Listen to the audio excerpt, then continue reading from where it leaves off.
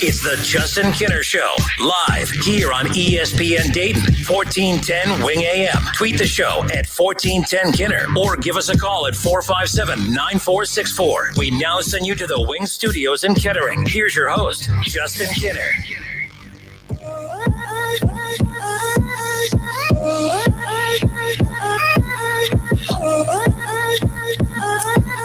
Well, we got a lot to get into today. I figure we'll start with Ohio State and Nebraska. Did you catch that Patriots game yesterday? Cam Newton really struggling, man. Yeah, man. What else? How about the Bengals giving up a 21-0 lead? There's really not a whole lot else going on in the NFL yesterday. Let's see. 2 good games tonight. Get to see Andy Dalton. It's a game on while we're on the air. Yeah. But other than that, there's really nothing interesting that happened in the NFL. World Series is set. That's another great one. Week 2 of the OHSAA state playoffs in the books. You got to see Trotwood this past Friday. Let's just focus on that stuff. We really don't got time to get into the Browns today. Braves blew a 3-1 lead. How about the Browns improving to 4-2? Still 2 games above 500. That's all that matters. That's all that matters. That's it. That's our Browns talk for the day. Don't make me do it. Don't make me talk Browns. Don't make me talk Browns today. All right. So today's going to be an interesting show because I think I have to admit, I'm wrong on so many different things.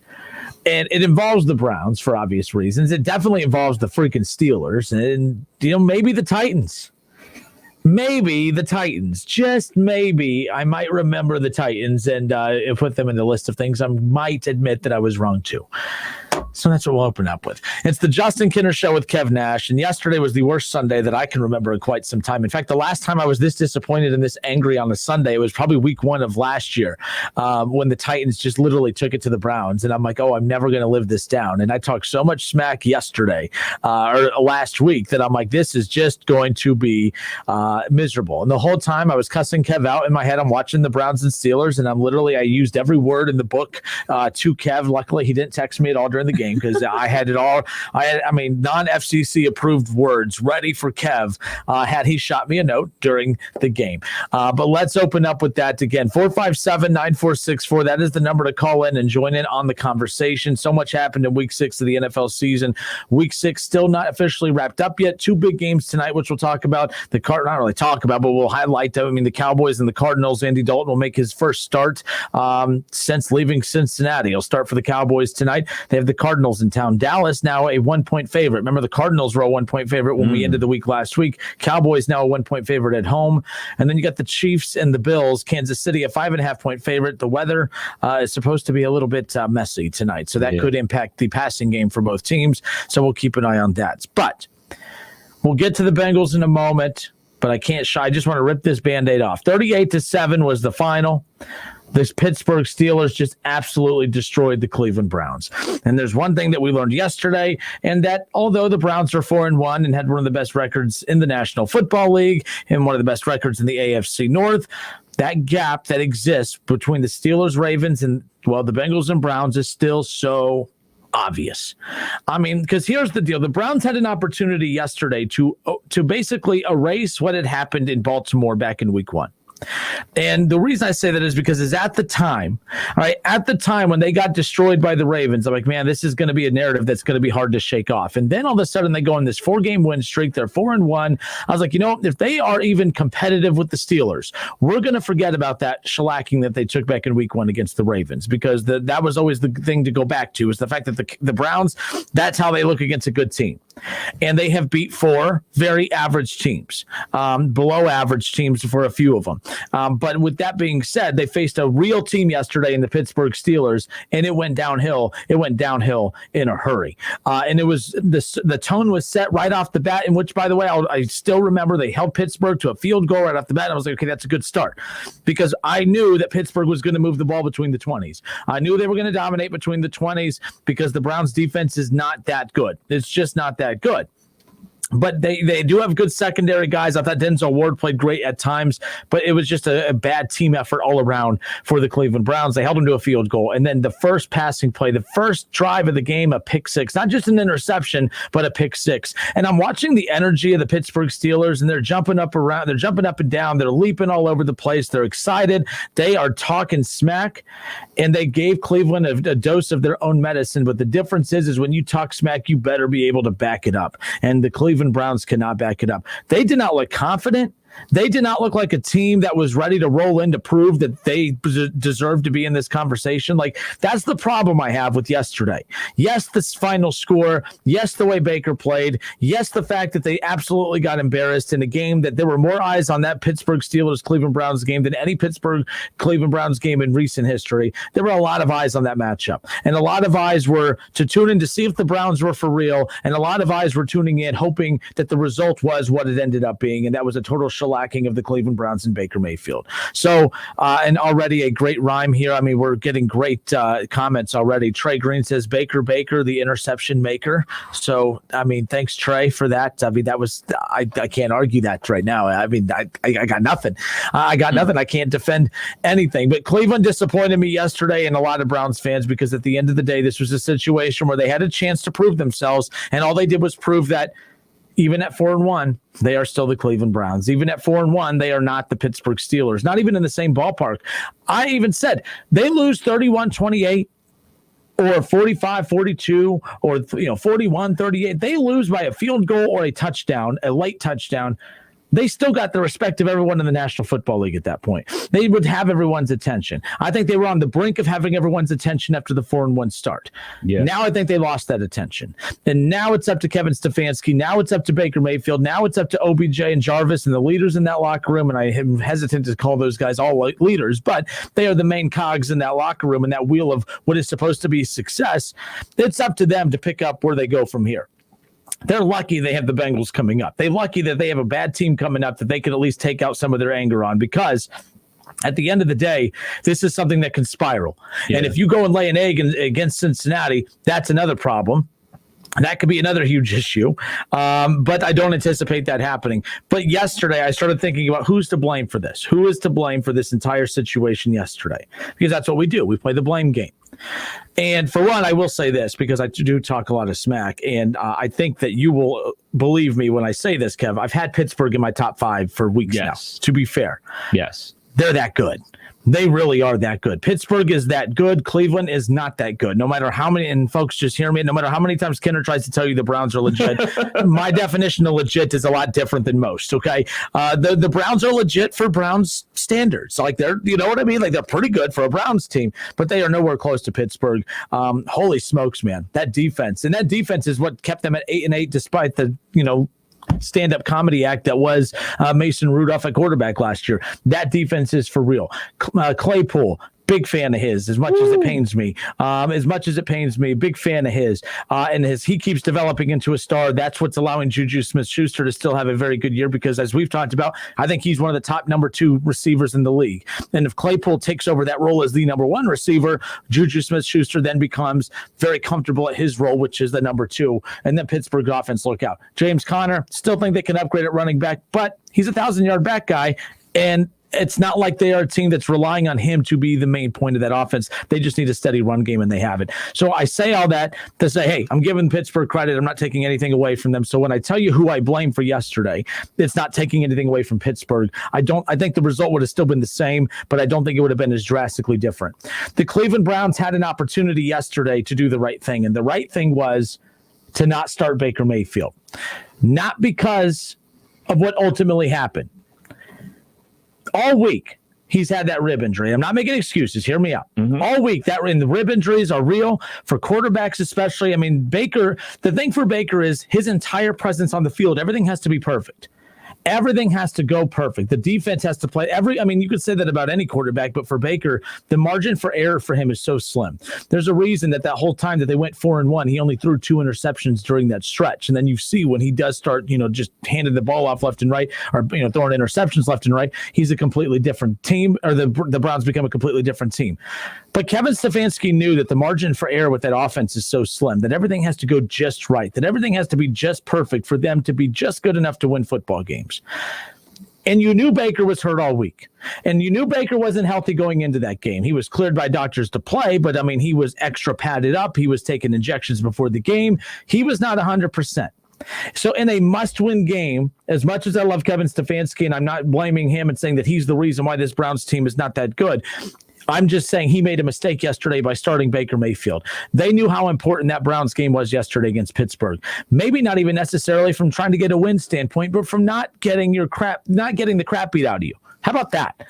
They should have never started Baker Mayfield. Case Keenum should have been the starter for yesterday's game until Baker was absolutely 100% healed up and ready to go. If you want to take a chance against a bad team like the Cincinnati Bengals with average to bruised ribs for Baker Mayfield, more power to you, because you're going to win that game not because of Baker, but because of the run game. But you knew Pittsburgh was good enough to take your run game away, and that you were going to have to rely on some kind of progress or some kind of production from your quarterback. And the Browns did not get that. And the only way you get production from Baker is when everything is perfect. In Pittsburgh, you knew they weren't going to make it perfect for you. You knew they were going to be coming in hot. They told you all week that they were going to be coming in and bringing the pressure and bringing the heat on them. They talked about the kitchen and everything. So Kevin Stefanski made a huge mistake. Baker Mayfield is not one of those quarterbacks that is good enough like an Aaron Rodgers or a Tom Brady, or a quarterback that has gained the respect or has done enough to say, even when not 100%, they're going to bring something to the table that's going to put this team in position to win. Even when Baker's healthy, even when he's 100%, everything has to go just right for him to be, for him to be even able to produce. So what makes you think that against a team like Pittsburgh, not 100%, not able to throw, not as accurate, he was worse than usual because of his hurt, why would you start him?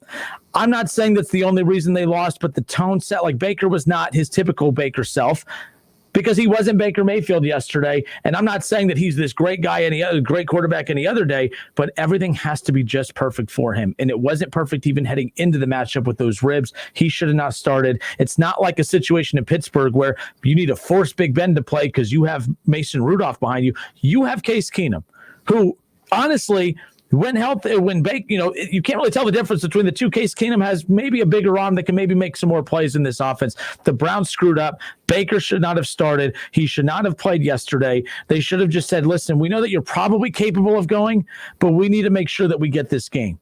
And we're not benching you, but we are starting Case Keenum for this game until you're 100% healthy, because we can't afford to lose you up here moving forward. And not only did they possibly lose him moving forward because of his ribs, they probably lost him up here mentally moving forward. Kevin Stefanski botched this entire thing, and I love Kevin Stefanski. This isn't even that big of a deal, but I do blame him for yesterday, the game spiraling out of control, because Case Keenum should have been the guy with Baker not being 100% heading into that matchup. I mean, that's why you pay him that big money for a backup. You pay him to be available when your starter isn't available.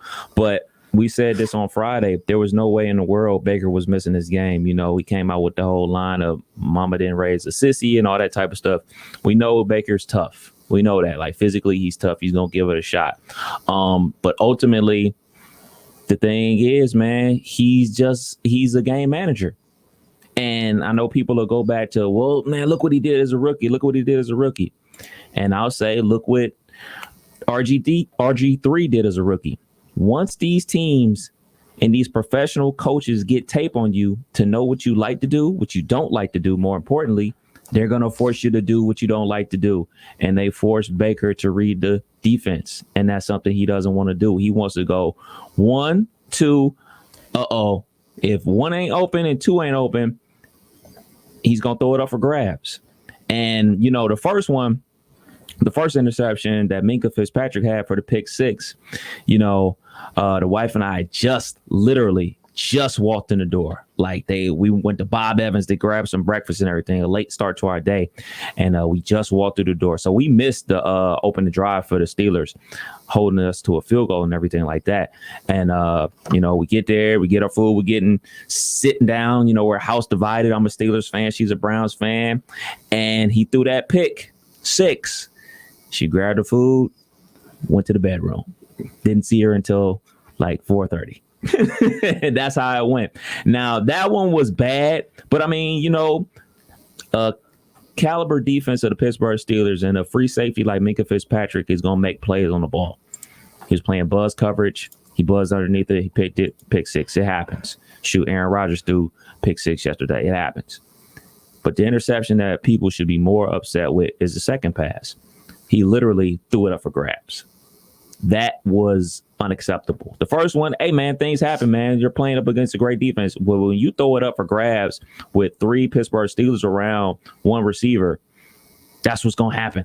I mean, you can throw it up against 3 defenders on any team in the NFL. Unless you got Randy Moss, Calvin Johnson back there about to have a 45-inch vertical, it's probably going to get intercepted. So those are the plays that people need to be more upset with.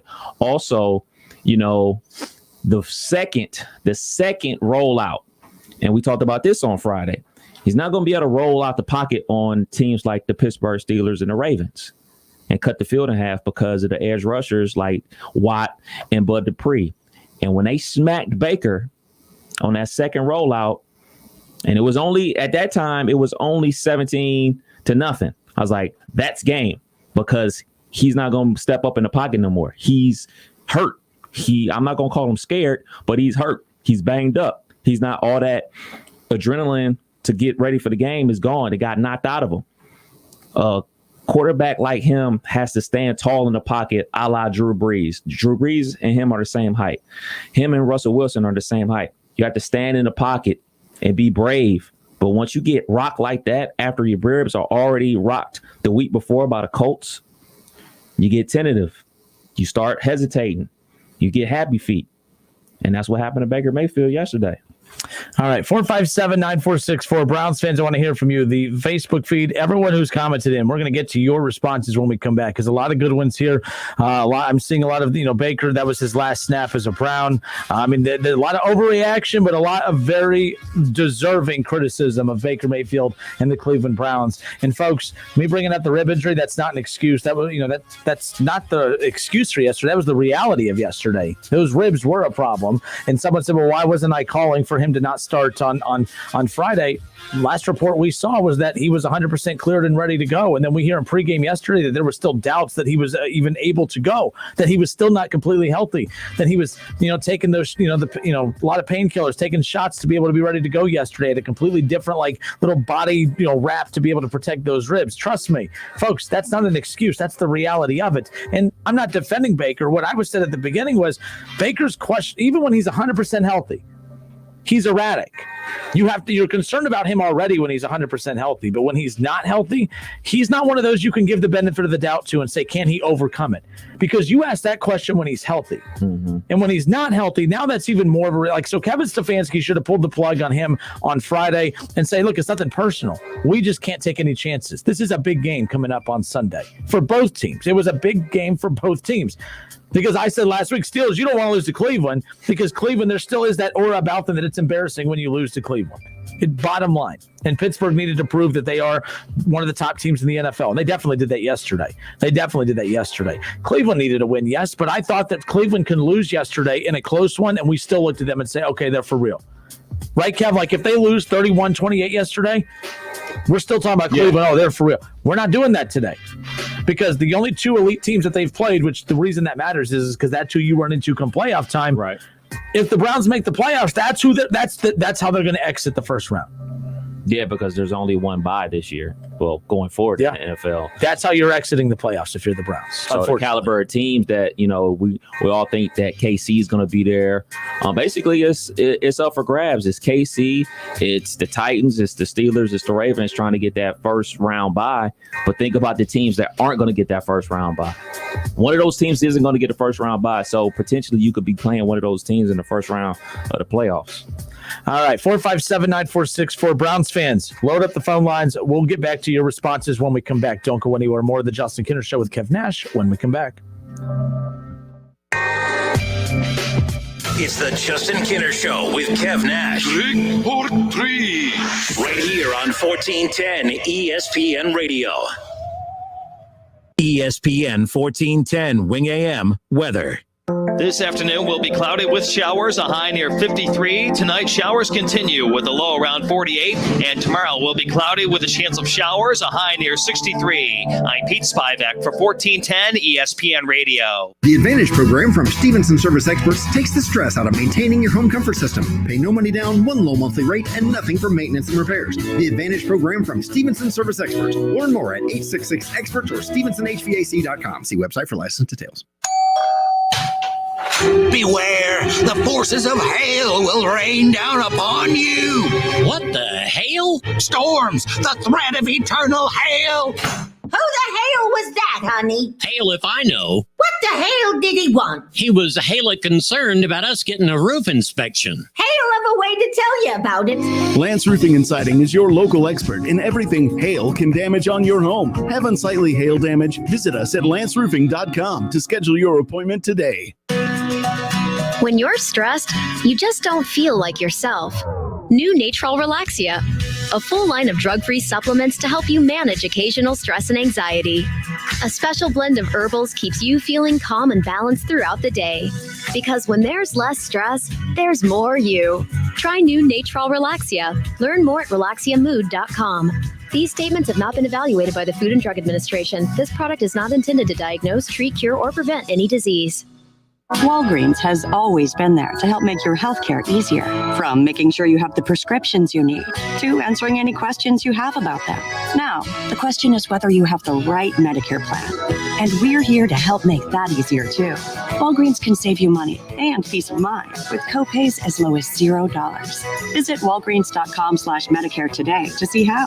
Walgreens, we make Medicare easy. $0 copay on Tier 1 generic drugs when enrolled in a plan with Walgreens as a preferred pharmacy. Order! Continue, Ms. Garner. With the Capital One Venture Card, you earn unlimited double miles on every purchase every day. Objection! My credit card doesn't earn double miles on every purchase. I object to your objection. With the Capital One Venture Card, you earn unlimited double miles on every purchase. Order! And right now, earn 100,000 bonus miles when you spend $20,000 in your first year. I'll allow it. No further questions, Your Honor. Well, just one. What's in your wallet? Limited time offer. Terms apply. See CapitalOne.com for details. T-Mobile for Business knows saving time and money is important for your business. That's why we're introducing Microsoft 365 on us, now included in our best business plans. With Office apps, Microsoft Teams, cloud storage, and more, Microsoft 365 on us gives you the tools you need to run your business. Stop by a T-Mobile store today. Qualifying plan required. Contact us to activate. 1 license per line, max 2 per account. Third-party terms apply. See T-Mobile.com for plan details. Allstate now has deeper savings, and deeper savings require deep thoughts and a deep voice, like mine. Save for being a new customer. Save more for adding DriveWise, and save even more for driving safely. Visit Allstate.com or contact your local agent for a quote today. As someone once said, saving today is money tomorrow. That's deep. Not available in every state. New customer savings based on early signing discount. DriveWise is an optional feature. Savings vary based on how you buy. Subject to terms and conditions. Allstate Fire and Casualty Insurance Company and affiliates, Northbrook, Illinois. Get in the zone, AutoZone. Welcome to AutoZone. What are you working on today? Picking up an online order? No problem. It'll just be a moment. You know, we've got more convenient ways to shop besides our same-day store pickup. You can also shop from your car with our free curbside pickup. Or you can even shop completely from home with our free next-day delivery. Just order by 10 p.m. on AutoZone.com. Getting the job done just got easier. Free next-day delivery on eligible orders. Restrictions at AutoZone.com. Get in the zone, AutoZone. The Montgomery County Veterans Service Commission is here to assist veterans during this COVID-19 pandemic. Even though we are not meeting face-to-face, we are here for you. We understand it is a difficult time with this virus threat and the strain of implementing social distancing. For those Montgomery County veterans who have lost their source of income due to their employers having to close or reduce their business hours due to the COVID-19 pandemic, you may be eligible for COVID-19 Special Financial Relief Assistance. Please contact the Montgomery County Veterans Service Commission at 937-225-4801 Monday through Friday for more information or to have an application sent to you. You can also visit mcvsc.org. The Montgomery County Veterans Service Commission is here to help Montgomery County veterans during the COVID-19 crisis. Call 937-225-4801 Monday through Friday or visit them online at mcvsc.org. Interested in helping Dayton students succeed? Don't miss the Dayton Public Schools Drive-Through Career Fair on Thursday, October 22nd between 10 a.m. and 2 p.m. at Welcome Stadium. Masks are required. See the full list of positions and apply now at DaytonPublic.com. Need a U.S. passport? We can help. Hi, this is Mike Foley, your Montgomery County Clerk of Courts. Visit one of our convenient auto title locations in Huber Heights, Clayton, downtown, Moraine, and Centerville. Make us your first destination before you travel abroad. No appointments ever needed. We do passports.com for more info. Capital One checking and savings accounts have no fees or minimums and a top-rated banking app that lets you manage your money anytime, anywhere, even from your favorite hiking trail. With Capital One's app, you can check your balance, deposit checks, pay bills, and transfer money from wherever you are, anytime you want, even when you're cooking dinner. Open a fee-free checking or savings account online in about 5 minutes. This is banking reimagined. Capital One, what's in your wallet? Consumer accounts only. Approval required. Terms apply. Capital One NA, member FDIC. With the $10 Tastemaker from Pizza Hut, I can get a large with up to 3 toppings, so I don't have to pick between them. Nope, don't need that stress in my life. Order yours online at pizzahut.com. No one out-pizzas the Hut. Prices and participation may vary. Extra charge for pan, stuffed crust, extra cheese, and more toppings. Upgrade to the wiper blades trusted by Rainer Zietlow to break world records. Michelin Endurance XT silicone wiper blades are real-world proven for extreme weather performance that lasts 2 times longer than other blades. The new Michelin Endurance XT silicone wiper blades are only available at Walmart. Try Canada Dry Bold Ginger with an extra kick of real ginger taste that blow the butterscotch out of your grandma's bowl. Canada Dry Bold Ginger, not your grandma's ginger ale. Buckeye fans, it's finally game week. Join us this Saturday on 1410 ESPN Radio as the Ohio State Buckeyes welcome in Nebraska. Pre-game starts at 10:30 with kickoff at noon. Every big hit, every touchdown, every Buckeye victory. Don't miss a second of the action all season long on Dayton's home of the Ohio State Buckeyes. 1410 ESPN Radio. All sports, all the time. This is 1410 ESPN Radio. All right, and we are back. Justin Kinner, Kevin Nash with you here on a Monday. I hope everyone had a great weekend. We are off and rolling, talking plenty of NFL. We're going to get into some Ohio State stuff coming up here around the corner. Finally, Ohio State game week. They kick off their 2020 season coming up on Saturday. Here's the deal. Speaking of Saturday, Ohio State kicking off this Sunday. Keith Byers and I will bring back the Sunday morning tailgate show. We'll be live at Frickers on 741 by the Dayton Mall. The Sunday morning tailgate show presented by Frickers, live at Frickers every Sunday morning at 11:30 a.m. We'll walk you right up to kickoff for the day's big NFL games. And, of course, the Browns and Bengals go head-to-head coming up this weekend, so we're excited about that. And that's how we'll kick off the Sunday morning tailgate show. This Sunday, we bring it back. Keith Byers and I, College Football Hall of Famer, will be live at Frickers on 741 by the Dayton Mall. So come hang out with us every Sunday morning as we, of course, look back at the biggest games of college football from College Football Saturday and get you set for the big day's worth of games to kick off that week's games of NFL action. So this Sunday morning tailgate, 11:30, 741, Frickers by the Dayton Mall. All right, so we're back into this Cleveland Browns discussion from yesterday, just an absolute train wreck. And again, that with the way Pittsburgh played yesterday, the way that offensive line played yesterday, it doesn't matter if Baker Mayfield's ribs were healthy or not. It was going to be a long day at the office. However, I do think that because so many things have to go so perfect for the Browns to play well, that you already knew Baker, who things have to go so perfect for to begin with. You already knew he wasn't going to be himself more than usual because of those ribs. And if I was Kevin Stefanski, I would have ripped the Band-Aid off and said, man, look, we need you 100%. Not like, so when doctors come out and say he's cleared to play, that doesn't mean he was 100%. So on the reports I read on Friday, and of course everyone has their magical reports. I'm seeing David Shaw. The reports I read said he was okay, great for you. And the David Shaw show used that report to talk about how you were right and whatever. But again, they should not have started Baker on Sunday. If you're playing a bad team like the Bengals and he's not 100%, you could maybe get, especially with that passer, you can get away with playing the Bengals with maybe 80-85% ribs. Not the Steelers, though. And the Steelers smell blood in the water. And that offensive line that's been fantastic all year, one of the best in football, it's like they weren't ready to play. I mean, Pittsburgh's that good, don't get me wrong. But that offensive line, there's not a lot about Cleveland you could sit there and go to bat and say, oh, they're that good. That offensive line is that good. They were not that good yesterday. And Pittsburgh just absolutely took it to him. So let's go to the Facebook feed. Doug Morgan says, if Baker doesn't start and his team knows he could play, there's no way that you don't start your guy. He is who he is. What you saw yesterday is who Baker is. Had nothing to do with the ribs. I disagree. I think it had a lot to do with the ribs. With the way the offensive line and a lot of the way the offense went yesterday, Pittsburgh took the run game away. Pittsburgh attacked that offensive line. But there was a lot that Baker could have done. We saw the best drive of the night was the only touchdown that the Cleveland Browns were able to put up on the board, and that was at the end of the second half. But, man, Baker couldn't even roll out. There was a lot of plays throughout the year where they're rolling him out to his left. They couldn't do that. They were very limited on what they can call yesterday. For one, because of the blitz attack, too, but because Baker was not able to roll out and they weren't able to take advantage of the plays that have been working all season. That's what happens when you go up against real defense and not the Cincinnati Bengals defense and not the Dallas Cowboys defense as far as that is concerned. Shane Sheridan says, wouldn't it have mattered who the quarterback was with the way the line played?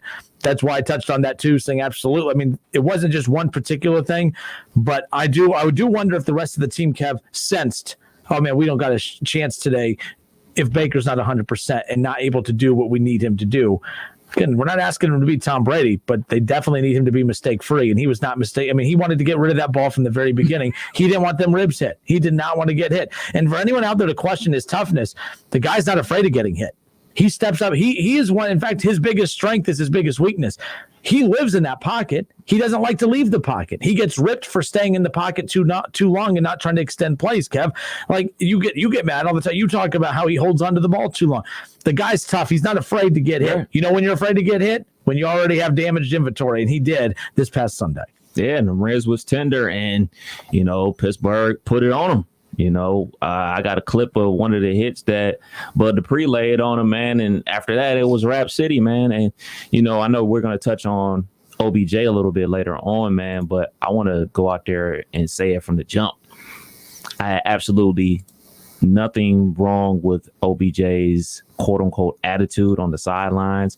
When they got down 17-0, he was trying to fire the team up. And this is coming from a person who's not an OBJ guy. I know that some parts of the media try to, look at him, he's doing it again and everything like that. I didn't see that. I saw a dude trying to get his guys back into it, because if you really watch the game, like I was watching the game, at the 17-0 mark, the defense was playing good for the Browns. Obviously, the opening drive held to a field goal, pick six, and then the Steelers scored on a drive. You're not going to hold the Steelers scoreless. So technically, the offense only scored 10 points. So in OBJ's mind, he's like, look, man, all we need to do is score a touchdown. We right back into the game. So he's trying to fire the team up for the rest of the game. But once they got down, 24-0, it was a Rap City. Ain't nobody coming back. This is the NFL. This isn't college football where the clock stops every first down and stretches everything out. Close your ears, Bengals fans. 21-0. 24. I said 24. Oh, that's true. You could tack on just one more field goal, Bengals fans, and you would have fit Kev Nash's theory. 457-946-4 real quick. We'll go back to the Facebook feed again. Tyler Fife on Facebook says, we were up 21-0. Now he's talking about the Bengals. He's saying he doesn't want to hear me talk about disappointment with the Browns, because he goes, we were up 21-0 and we still lost. Don't talk to me about disappointment, Justin. I mean, again, you got excited because your team was up 21-0, but your team's not good. So of course there was always a chance that the Colts were going to come back. It's not the same thing. Like the Browns were definitely disappointed yesterday. The Browns should be more disappointed in their performance yesterday than the Bengals, because somehow the Bengals found a way to get a big lead somehow, some way. But 457-9464. Let's go to Jake. Jake, kick us off, man. How are you? Hey, how you guys doing? Good. I think I'm done with Baker, and let me tell you why I'm done with Baker, and I'm a Browns fan. I gave Andy Dalton so much crap, and Baker Mayfield reminds me so much of Andy Dalton. They manage games. They're not going to win you big games, and this is it for me. This is a very talented team. I do think we missed Chubb. I do think that Teller was missed. I think Teller sets the tone on the offensive line. But I'm done. We need, I guess, Keenum, maybe. I mean, let's not act like Keenum's Joe Montana sitting on the bench, though. I mean, that's definitely not. But I don't I don't think it's much worse than what's in the game either. So with what you're saying, and by the way, it's something I'm going to get into coming up around the corner, but I'll touch on it now since you bring it up. The Browns have a huge decision to make coming up because they need to decide if how much longer they want to be married to this Baker Mayfield experiment, because this roster is actually good enough to compete for this division title with the right quarterback. If you had a Cam Newton, if you had a capable quarterback out there that has Jarvis and OBJ and Hooper and this run game and this offensive line, there's no question that this roster is good enough to compete with the Ravens and with Pittsburgh. Now, yesterday, Pittsburgh just absolutely swiped the heck out of them. But I'm kind of with you. I don't know where the Browns are at mentally when it comes to Baker, but they need to decide, because I think it's easier to replace the quarterback, and they would be a sexy landing spot for a lot of quarterbacks out there who will look at weapons. I think it's easier to go out and get another quarterback for Cleveland right now than it is to just sell all the pieces away and try to rebuild around Baker. I think that would be foolish if you're the Browns. I agree. And the things that I look out there, and this probably will never happen, but the one thing that might be doable is get a guy like Matt Ryan, That's who I brought you up. I didn't hear that. I'm sorry, but he's on a bad team. And look what he did with a similar offense in Kyle Shanahan. They ran the ball with Freeman and Tevin Coleman. He had the receivers, which the receivers are there. There's a decent defense. Something's just got to give, because it's just like you said as well. What the Browns are going to do is make the playoffs and then get stomped in the first round, and then they're going home. Hey, and I'm fine with it. Making the playoffs, just make the playoffs. That's fine. I don't want them to get embarrassed. But right now, what we've seen, Jake, is the first two elite teams, which are, again, they make the playoffs, it'll be a lower seed. And you're going to go up against a team like Pittsburgh. You're going to go up against a team like Baltimore, possibly the Chiefs. You don't know. So the bottom line is they got a lot of work to do. And it's not just all on Baker. That defense needs some work too. Pittsburgh just made it look easy moving the ball up and down the field, but obviously Baker's interceptions, they didn't make him work for it that much either. The wrath of Freddie Kitchens. Thanks for the call, guys. Hey, take care. I appreciate your call. Take care. 457-9464. David Shaw says, Kev, that OBJ was fine at getting the team fired up. Him taking his shoes off and pouting like a baby was what the media and I have a problem. Don't give me that. No, the hatred for OBJ is that anytime that guy does anything. That's what he was on. He was stripping. Yeah. Let's be clear, too. He took his shoes. For one, they had taken him out of the game. They told him he was done. And Baker, by the way, you could word this however you want. Everyone's like, oh, man, your boy got benched yesterday. It was a blowout game. He wasn't 100%. They took him out, put Keenum in. That's not, Like, he wasn't benched. He was taken out. We see guys get taken out of games all the time who, when the game's out of reach, you're just putting in some backup guys. Don't give me that. And OBJ did absolutely nothing wrong. He did nothing wrong yesterday. Absolutely nothing, because he took his shoes off. What is up with people's obsession with his apparel? What shoes he has on, what shoes he has off, what watch he has on, what watch he... Just leave the guy the hell alone. Because right now, that guy, he plays a dependent position. He plays a position that is dependent on having a guy that knows how to get him the ball. And right now, that's not the case. And I get tired of acting like athletes aren't allowed to show emotion on the sidelines that are not just smiling. Every athlete is expected to just, oh man, well, look, it's 38-7. Let's just smile and, hold hands and sing Kumbaya. If that's the athletes you want on your team, then your team will be worse than the Browns and worse than what the Bengals look. I want guys that actually want to win. I want guys that get pissed off when you get embarrassed. I want guys that actually show emotion and want to get better, not this whole, oh, well, better luck next week. You want that? You want that little weird stuff? No, not gonna do it. Let's go to the phones. Let's go. Who we got? Jerry, how are you, sir? I'm doing well. I have to echo Jake's comments for my friends who are Browns fans. Here's the thing. Baker, if you guys are going to be a playoff team, and you should be a playoff team, you are a very physical running team, one of the best running teams in the league. Your run defense is actually pretty good. I think you're like in the top 10 in run defense. But you can't win with that quarterback. And I think it's time to put Baker on the bench and give Case Keenum a shot. Because I disagree with you that you can't win with Baker at quarterback. The reason you can win with Baker at quarterback, you can win with game managers at quarterback. You can't win Super Bowls. You're not going to beat teams like the Steelers and the Ravens and explosive offenses. You're not going to beat teams like that with the game manager. He's not a game manager. Because I'll tell you what. He is.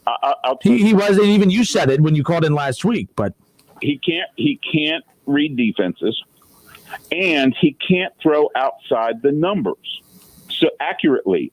He's got a big arm, but he's not accurate outside the numbers. So here's how teams play him. You load the box, and you stack your safeties in the middle of the field, and you live with him on the outside, okay? Name me the last time you've seen him throw a deep out and complete it. OBJ, they've connected on a couple of those this year, actually. Well, that's true. It happens less than half the time. Well, you told me to tell you, and I told you. Here's the last 20 games. He's got a 59% completion rating, and he's thrown 25 picks. That's not a game manager. How many games did you go back? 20. 20. Why 20? Why not 21? Did 21 not have a bad enough game for you to fit into that narrative? Or what? I mean, what do we?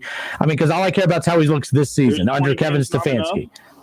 Kevin Stefanski. I mean, look, we're talking about a guy that's only in year 3. He's under his 4th different head coach, and I'm not saying he's going to be Tom Brady or anything like that. But to sit there and use just a weird amount of games that go back into the middle of last season, that just doesn't make any sense. When last season they had no offensive line, and they were not well coached at all. So that to me is weird. That's a skewed logic. Anyone can make numbers sing and dance, and my goodness, that's quite the production you're putting on. No, it's facts. I mean, that you don't like. But again, they're skewed facts. You can make numbers sing and dance all you want. Can I make my point about Keenum? Sure, why not? Keenum and him are the same guy, but you're about to tell me about Keenum is a game manager and Baker isn't. Go ahead. Correct. So the last time we saw Case Keenum quarterback a good team, I'm not counting that lousy Denver team he played for, and I'm not counting that lousy Redskin team he played for, because this Browns team has talent, a lot of talent. The last time he coached a good team was the Minnesota Vikings. And they had 2 good receivers with Diggs and Thielen. They had a really good running game. They had a good run defense. And he got them deep into the playoffs that year. Okay? Now, all I'm saying is he's shown that when he's got talent around him, he can win games and get you deep into the playoffs. He had a good season. Yes, you are right. He proved it. That one season that he had, you're right. He proved it. But with a good team. That's the key. He had a good. You're shrinking the numbers again. See, I see what you're doing. He wasn't necessarily the reason they won, but he had enough talent around him to where he wouldn't make the mistake. He could make all the throws accurately, and they won a lot of games. They won 13 games that year. So my point is, if I'm a Browns fan, like Jake's got it right.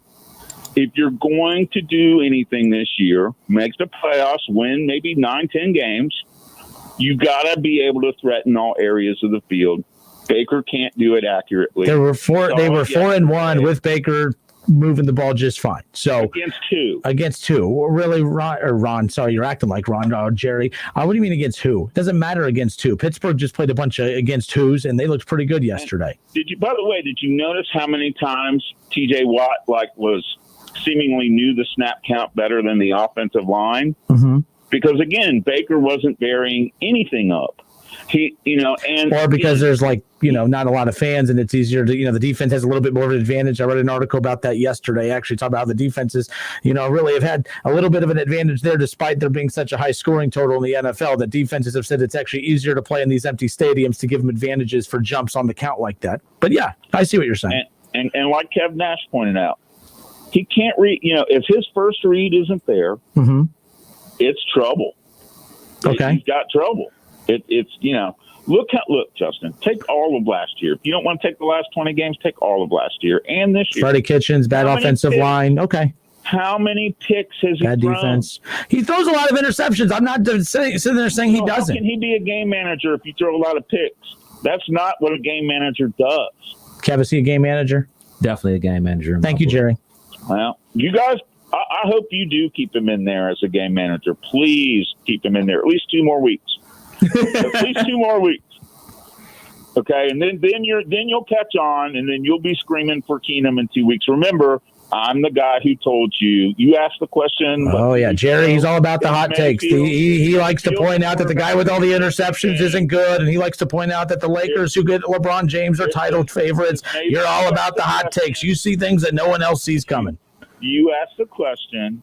I did. I think a lot of people saw it coming. You asked the question. Why do you say it like you just discovered like a new island or something? Good teams. Huh? And you now know your answer. You now have it. So I'm just telling you, look, don't listen to me. Don't take my advice. My guess. You got a better chance to win with Case Keenum than you do Baker Mayfield. And that's my point. Jerry, you have a great week. You too. Adios. 457-9464. Let's go to Steve. We're going to go to Steve real quick. Steve, welcome. How are you, sir? I don't know if I can follow that, man. I really It makes it tough. I'm just being real, man. Like, wow, I don't know how you want to talk right now. But anyway, I do think he's a game manager, but I think the Browns really have to ask the question, do they want to stick with this guy? Because, I mean, let's just go for some statistics. He runs like a 4.7 40. Okay? He's slow. He's about 5'11". He can't see over the line to throw the ball, and even when he does, he's not very accurate. You know, I could care less about the interceptions. I'm just saying with the talent the Browns have right now, do they want to stay with this guy? And if I was the coach, I got to say no. I mean, based on what has transpired, But when you ask that question, Steve, you got to have the mindset of, well, if you don't want, if he's not your guy, then who is? Because you got to ask yourself, is Case Keenum that much better that he makes a gamble like that worth it? Because I don't think that he is. No, I'm not talking about this year. I'm just moving forward, big picture. I'm talking next year. I mean, because they got a lot of decisions to make financial for not just him, but a bunch of other players. Now, do I think the game could have been different yesterday if Chubb would have been healthy? Absolutely. He's a north-south runner. You can't get. I mean, nothing against he's not north-south. He's east-west guy. I think the game could have been different. But when he got rocked that one time and could barely get up and was staggering around, I don't mind the world's stance he didn't take him out. That was my point coming in. Is like he was already that injured going in. Now look, the way that Steelers defense is, and Kevin, I'm looking at you on this. He was probably going to have a game like that yesterday. I can't sit there and definitively tell you that was not the case, but I do know this, that everything has to be perfect for him to play at a high level. Right. And it already wasn't perfect heading in. It wasn't perfect days before with the injury. So they already knew it was going to be a long shot that offense was going to be able to play well enough to compete with the Steelers because of that. Now, had Case Keenum started, I'm not saying he's better than Baker, but I would have felt more comfortable with a quarterback who is not constantly wincing every time someone comes around him because he's worried about his ribs. That's not an excuse. That's the reality of the situation. He would have been better yesterday for sure. He would have been better yesterday for sure with the physical condition that he's in. But, I mean, the Browns have got to make a big decision, at the end of this year, whether or not they want to move forward with this guy. I mean, there's a lot of college quarterbacks that are great in college and cannot make the transition to the NFL.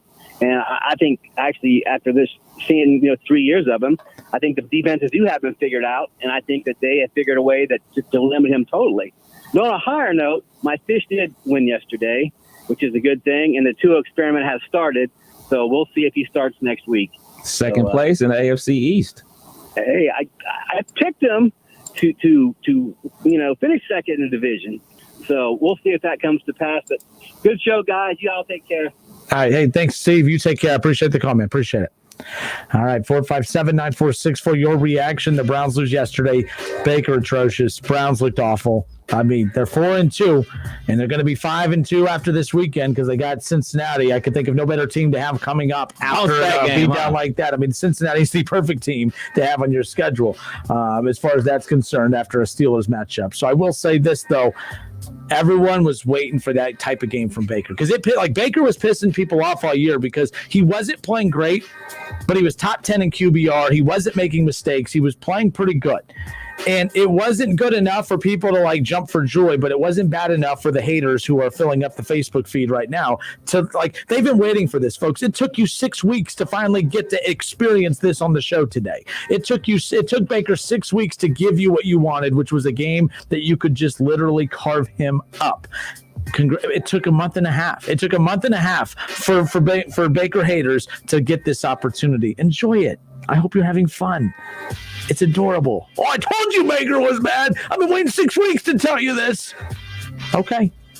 He was bad. I agree. I'm not going to tell you he was good. He wasn't good. What do you want me to say? I'm not defending it. I'm just telling you he wasn't good. Well, what I don't like is whenever he plays really, really well and we ignore it, put it off to the side, and then when he plays bad, we label him off of that. So that's what he is yesterday.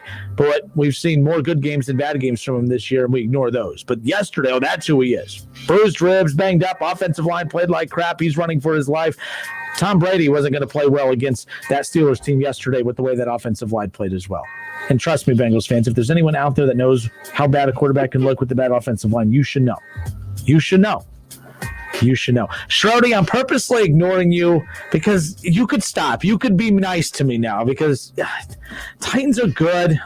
Tannehill's good. He's better than Baker. All right, you happy? You happy, Schrody? Are you happy? I've been trying to tell him, man. I've been trying to tell you all season. David Shaw, he's 3 good and 3 bad. You are nothing but a pure, disgusting hater. You just want to literally bathe in his misery. That's all it is. Like, you guys have been waiting for this. You've just been waiting, David. You and all the other Baker haters have been waiting for him to do what he did yesterday.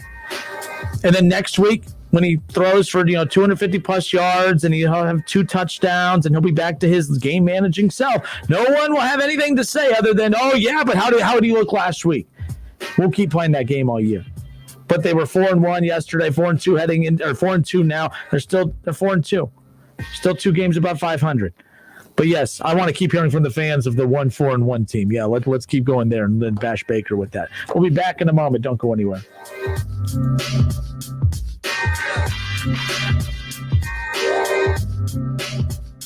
It's the Justin Kinner Show with Kev Nash on 1410 ESPN Radio. Making it easier for you to get the frickin' chicken. Remember Frickers.com. That puts you in touch with everything you crave. Frickin' chicken wings, burgers, ribs, salads, wraps, everything you crave. Should you crave an ice-cold domestic draft beer? Join us and dine in. We have a 48-ounce personal pitcher for only $6. Dine in, carry out, delivery, and now order online at Frickers.com. The home for fun, food, sports, and spirits is the home to order online at Frickers.com. Hi, Joey Beckett here at Buckeye Ford in Sydney, home of the Works package and the Double Take Tire specials. Call today for your appointment, 937-419-8473 or 1-800-700-0050. Buckeye Ford in Sydney, exit 92 off of I-75. We'll see you soon. Try Vicks VapoCool Drops in Honey Lemon Chill for a fast-acting relief of Honey Lemon. Not to mention a soothing chill. So remember, Vicks VapoCool Drops are Honey Lemon and Honey Lemon. Honey Lemon. Yeah, Honey Lemon Chill. Get fast-acting relief with Vicks VapoCool Drops in Honey Lemon Chill. Use as directed. At Shell, we know from the time you get up to the time you wrap up, Good night. There's a lot of meetups, eat-ups, and hurry-ups. So come to Shell and get 3 things done at once. Fill up with Shell V-Power Nitro Plus to help keep your engine running like new. Save up with the Fuel Rewards program and never pay full price for gas again. And snack up with in-store rewards to save even more at the pump. Make the most of the stop you need to make with Shell and engines that continuously use Shell V-Power Nitro Plus premium gasoline. See full terms and conditions at fuelrewards.com. It's time for some straight talk. You know what covering your bases is in baseball, right? Making sure you have no holes in your defense. Well, that's the kind of coverage you get with Straight Talk Wireless. And you'll pay up to 50% less than big carriers and still use their same networks. Just $45 a month gets you the unlimited plan with 25 gigs of high-speed data, then 2G. No contract, no mystery fees. Fully covering your bases for 50% less. Straight Talk Wireless, only at Walmart. Savings may vary. See terms and conditions at straighttalk.com. College football, it's the game you wake up early on Saturdays for, even though kickoff isn't until 7. The game where the Goodyear blimp becomes a Hall of Famer. The game that goes just beyond school, spirit, fandom, or love of the sport. It's the game where the comebacks happen. It's the game where anything can and will happen as long as you have the drive. Because college football is the game that moves you. We get it because it moves us too. Goodyear, more driven. Ever wonder just how far an extra mile really goes? Drive a Mercedes-Benz van and find out. Start with a network of over 250 authorized dealerships backed by a sales force ready to help you with everything from customization to service on vans like the Mercedes-Benz Sprinter that's tailored to your lifestyle. With options like Blind Spot Assist and MBUX voice command for spoken directions, weather, and more. The route is being calculated. So whether you're enjoying life on the trail or working hard on the job, see how far an extra mile can really go by taking the first step into an authorized Mercedes-Benz van dealership today. Now with IRS Section 179, businesses can be eligible for up to a $25,900 tax deduction. That's up to $5,439 in tax savings. Options and model availability may vary. See dealer for details about costs and terms. Some equipment described is optional. $5,439 tax savings based on 21% federal tax rate and eligibility to claim full $25,900 Section 179 vehicle deduction. Your tax rate and eligibility may vary. Consult your tax advisor for more information. Limits may apply. Visit nbvans.com. Offer valid through December 31st, 2020.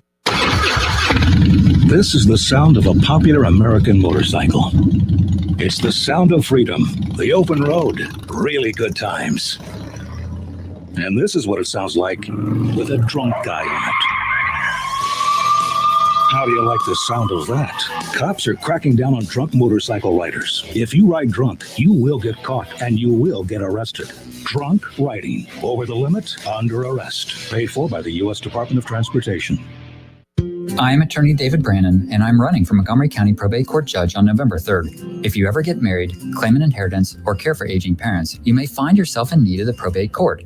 Over the past 15 years, I've worked hard to protect those in need and to get the right answers for families in probate court. I am also certified by the Ohio State Bar Association as a specialist in probate law. I understand that families need speedy and fair decisions from the probate court. I have the dedication and compassion to be there for your family, so please vote for me, David Brannon, November 3rd. I am David Brannon, and I approve this message. Cordell Transportation is now hiring Class A CDL drivers. No-touch freight, home daily lanes, earn up to $270 per day, $2,000 sign-on bonus, medical, dental, vision, and company-paid life insurance. Apply online, CordellTransportation.com. Call It Propane has been serving the Buckeye Nation in the Miami Valley for over 65 years. Let our family help protect your family from old man winter. Find out why 98% of our customers would recommend us to friends and family. Ask about the service options at 937-372-9194. Family owned and operated for 3 generations, Call It Propane and Call It Seal Coating are proud to serve the Buckeye Nation. Try Canada Dry Bold Ginger with an extra kick of real ginger taste that blow the butterscotch out of your grandma's bowl. Canada Dry Bold Ginger, not your grandma's ginger ale. Hey everybody, it's Stephen A. Smith, and everyone knows my feelings on Cowboys fans. But really, Justin Kenner, you're a Cowboys fan and a Browns fan? Good Lord have mercy. I don't know what the hell to do with y'all. I really don't. It's the Justin Kenner Show with Kev Nash. Weekdays from 3 to 6 p.m. on 1410 ESPN Radio. College football playoffs, Browns, Bengals, Buckeyes, and more. Catch the Keith Byers Show Mondays at noon on 1410 ESPN Radio. All right, we are back. Justin Kenner, Kev Nash with you here on a Monday. I hope everyone had a great weekend. Anyone that is not a Browns fan had a fantastic weekend. Because Bengals fans, I know you're frustrated and you were upset that you gave up a 21-0 lead against the Indianapolis Colts. But I think it all made you feel a little better when you see at the ticker, the score at the bottom, that Cleveland was just getting trounced by the Pittsburgh Steelers. We welcome you back again. It is the Justin Kenner Show with Kev Nash on here on 1410 ESPN Radio. Getting back to your calls coming up here in just a second. Let's go back to the Facebook feed here. Chris Schultz says, Baker did terrible in game 1. Yes, he did. They played 2 elite teams this year, and Baker looked the same in both. That is reason to be concerned. But to sit here and act like he can't win games in the National Football League, that's not true. Because when the offensive line played good in his rookie year, He was looking just the way everyone that's drooling over Joe Burrow, which, by the way, why are the same rules applying with him that didn't apply with Baker? Like when Baker played well his rookie year, everyone said, oh, there's no film on him. He's not that good. Don't care what the numbers are, but that's all people are talking about is the numbers for Joe Burrow, but they're ignoring the ones that count, like, how bad his QBR is, how bad, anyways, besides the point. Baker Mayfield, the 2 games that he had the least offensive line protection are his 2 worst games. I don't think there's a coincidence about that. Like the 2 games that he's been hit the most in are the 2 games that he played the worst in. That's not an opinion. That's just a fact. So is he the guy? If you want to win the Super Bowl right now, no. So for those out there, because I saw that Shaw was calling me a homer and all this stuff, I'm not. I've been very honest. I mean, 2 weeks ago, I was pissed I was mad that you called him a game manager because once you call a quarterback a game manager, his career's done. You are a bridge guy. You are a Fitzpatrick. You become one of those guys. You become a guy that you bring in that's like you become a Case Keenum. No one's looking at. No one is beating. It's not like in Miami where everyone's anticipating the Tua Tagovailoa takeover. No one's anticipating the Case Keenum takeover. So that's the situation you find yourself in as far as that goes. Do I think you can win a Super Bowl with Baker Mayfield? I think you can get to the playoffs. You can maybe win a playoff game. But that's how I felt about the Titans last year. Defense really good, offensive line really good, run game really good. Let's be clear, Tannehill is not playing like he did last year. So Schroeder, yes, I am giving you that rub of saying, hey, you know what? I was wrong about Tannehill, but he's playing better than last year. He's playing better than my opinion was on Tannehill last year. They they weren't that good offensively outside of the run game. It's not like they were relying on Tannehill to march him down the field and win a game. Guess what he did yesterday? He was playing like that at the tail end of the regular season. Now in the playoffs, they went strictly heavy run game. But those plays that he's making with A.J. Brown, they were making those. But they didn't have that type of playmaker last year, to the level that they're getting this year. I agree with you, but if a team shrinks to only a run game and they don't let their quarterback make plays in the playoffs, it's because they don't trust their quarterback. You find out what coaches truly think of their team when crunch time comes around, because that's their gut telling them, oh no, we can't put the ball in his hands. We got to only run the ball. So that's why I wasn't confident in Tannehill. Tannehill's totally looked different. So Schrody, I'm not looking to do this back and forth. I still think he's an idiot for scheduling practices and nearly costing him in other games. It's looking like those practices paid off. Yes, he won 2 games in 5 days. Good for him. Good for him. Chris Schultz says Baker's cocky attitude turns people off. Oh, really? All I keep seeing is that stupid picture of Joe Burrow smoking a cigar. Not even a cool man cigar. It's like this little girl cigar. Burrow didn't even smoke this big old you see those cigars MJ and like LeBron and everyone was smoking after their titles and stuff. He had a little Macanudo cigar. It was just this little stogie, little cigarette or something. That wasn't even a man cigar. Come on. Don't talk to me about being cocky. Joe Burrow is cocky, and Baker is cocky too. Baker backed it up his rookie year. That's why he got away with it. That's why he got all the commercial deals. Now he looks stupid because people keep tagging him in those little Hulu commercials where he's on that little weird average guy body, and then they're making fun of him that way. Let's go to John, 457-9464. John, thanks for holding. How are you? How you guys doing? Good. I called in Friday and I said this is going to happen. The world was going to feel like it's crumbling, even at 4-2 with 6 more definite wins on the schedule. Now, there was bad. There was some really bad, as in Baker Mayfield. And what I think they need to do, how about start Keenum against the Bengals? Keenum can beat the Bengals. I mean, Phillip Rivers is washed up and can beat the Bengals. So play Keenum against the Bengals and let Baker rest in the bye after Cincinnati, or is it the Raiders then a bye? But let him rest, get those Reds filled up just to see what you have in Keenum, because Baker's not going to win you a big game. I mean, he's good enough to win you 10 games this year with the easiest schedule left, but he's not going to do nothing once he gets to the playoffs.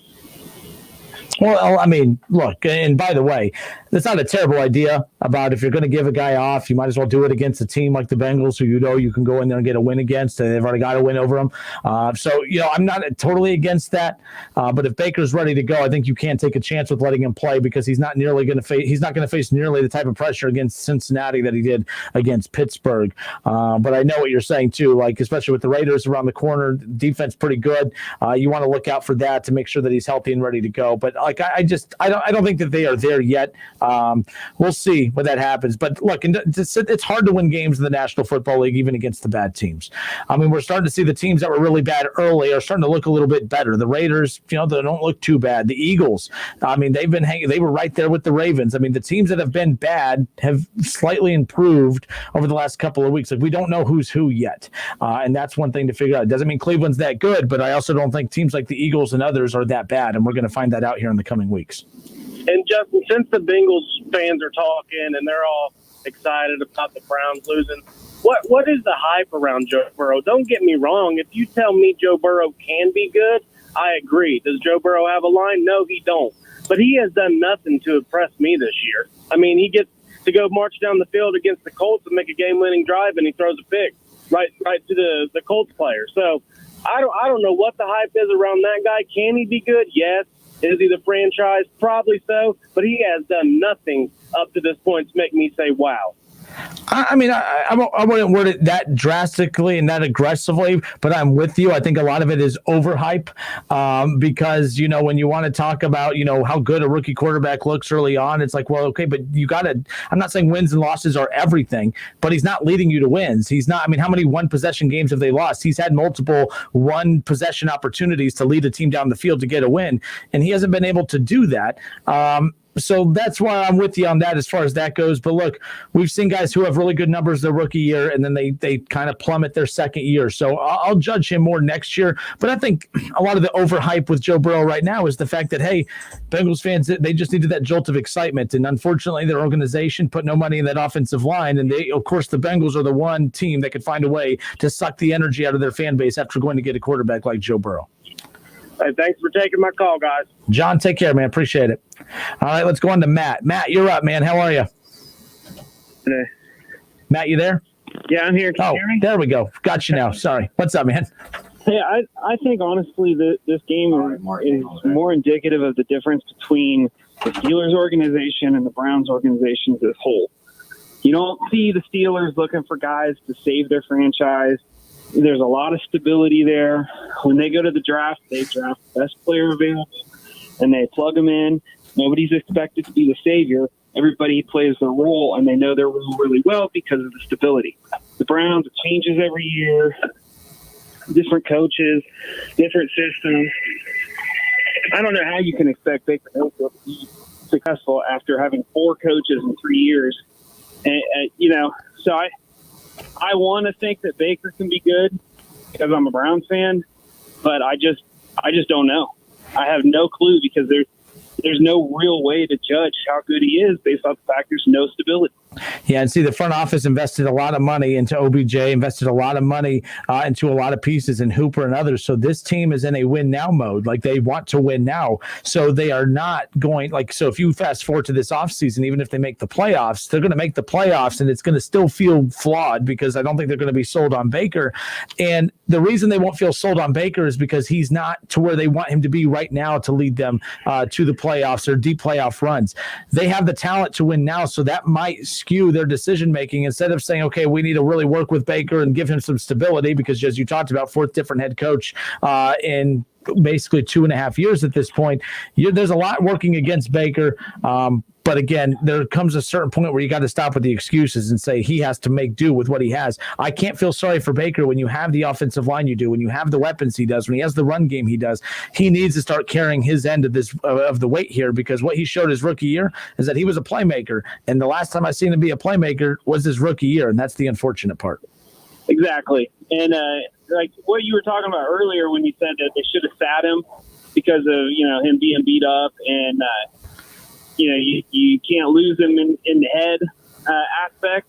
The same token, you got to look at it and be like, how many other quarterbacks get sat for that reason? And if that's why you're going to sit him, then is he the quarterback to lead your team? So, lots of other quarterbacks play with bruised ribs and beat up like that. That's fair. If he wants to be a starting quarterback and a star quarterback, he has to learn how to do that. And so we can't use that as an excuse. But nope, that's fair. It just showed yesterday that the Steelers are legit, man. They're a good team, and I as much as I hate to say that, they're just a really well-run organization. No, they're trash. That was for Kev. Oh, no, I hate them. I despise them. But I love them. there's just that's just part of what makes hating them even more is just the fact that they're just so damn good. Yeah. All right, man. Hey, thanks so much, Matt. Appreciate you being patient. Appreciate the call. You have a great week. All right, 457-9464. We'll get to more of your calls who are on hold. We're going to get to you guys when we come back. I'll get to more of your Facebook reaction. We'll get into the Bengals side of things coming up around the corner. Take a look at what happened in the world of college football over the weekend. And, we got plenty more coming your way. Don't go anywhere. More of the Justin Kinner Show with Kev Nash next.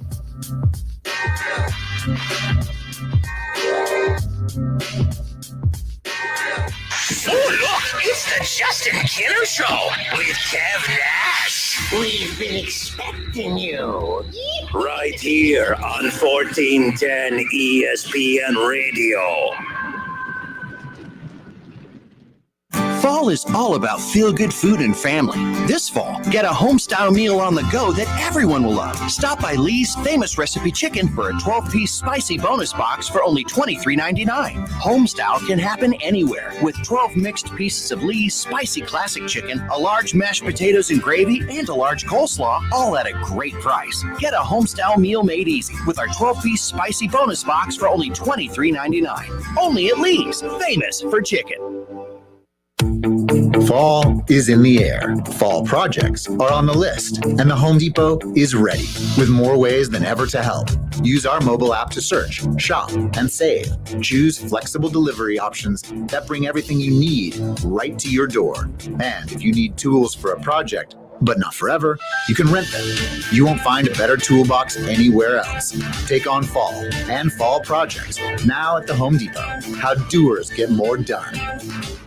It's time for Straight Talk, just like football. You want the best coverage with your wireless network without your wallet taking a hit? Straight Talk Wireless gives you the same nationwide coverage as the big carriers, America's best networks, for up to 50% less. Just $45 a month for 25 gigs of high-speed data than 2G with an unlimited plan. No contract, no mystery fees. Don't get sidelined by weak protection. Get Straight Talk Wireless. Savings may vary. See terms and conditions at straighttalk.com. Hey y'all, it's Blake Shelton, and I'm so excited for the new season of The Voice. Gwen is back, and I want to make sure that her trailer's okay. It's probably not as nice as mine, but...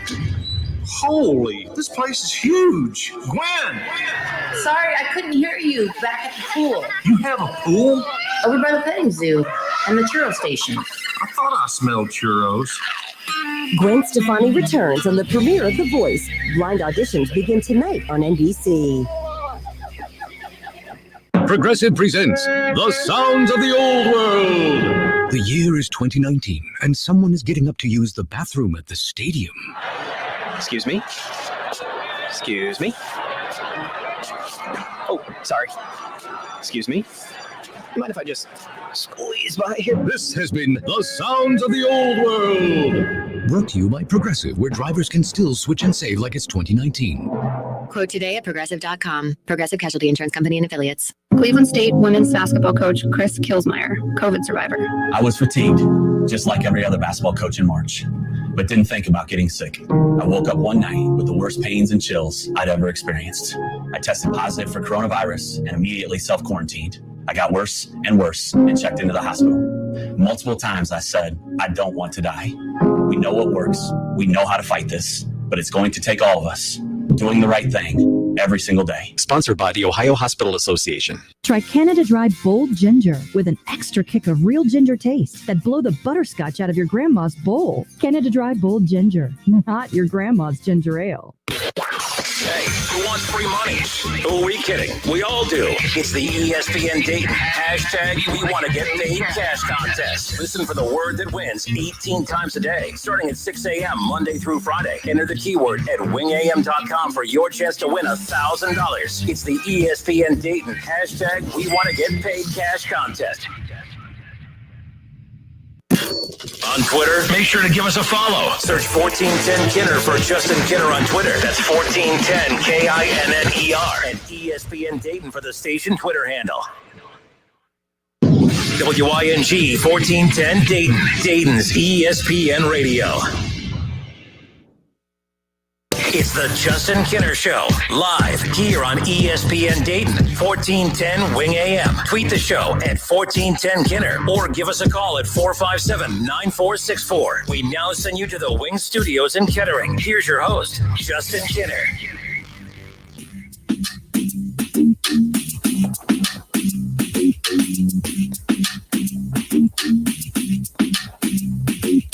Justin Kinner, Kev Nash, back with you here on a Monday. What's up? I got a question for you. So when Baker dropped back to pass and that pick six happened, describe your mood during that situation.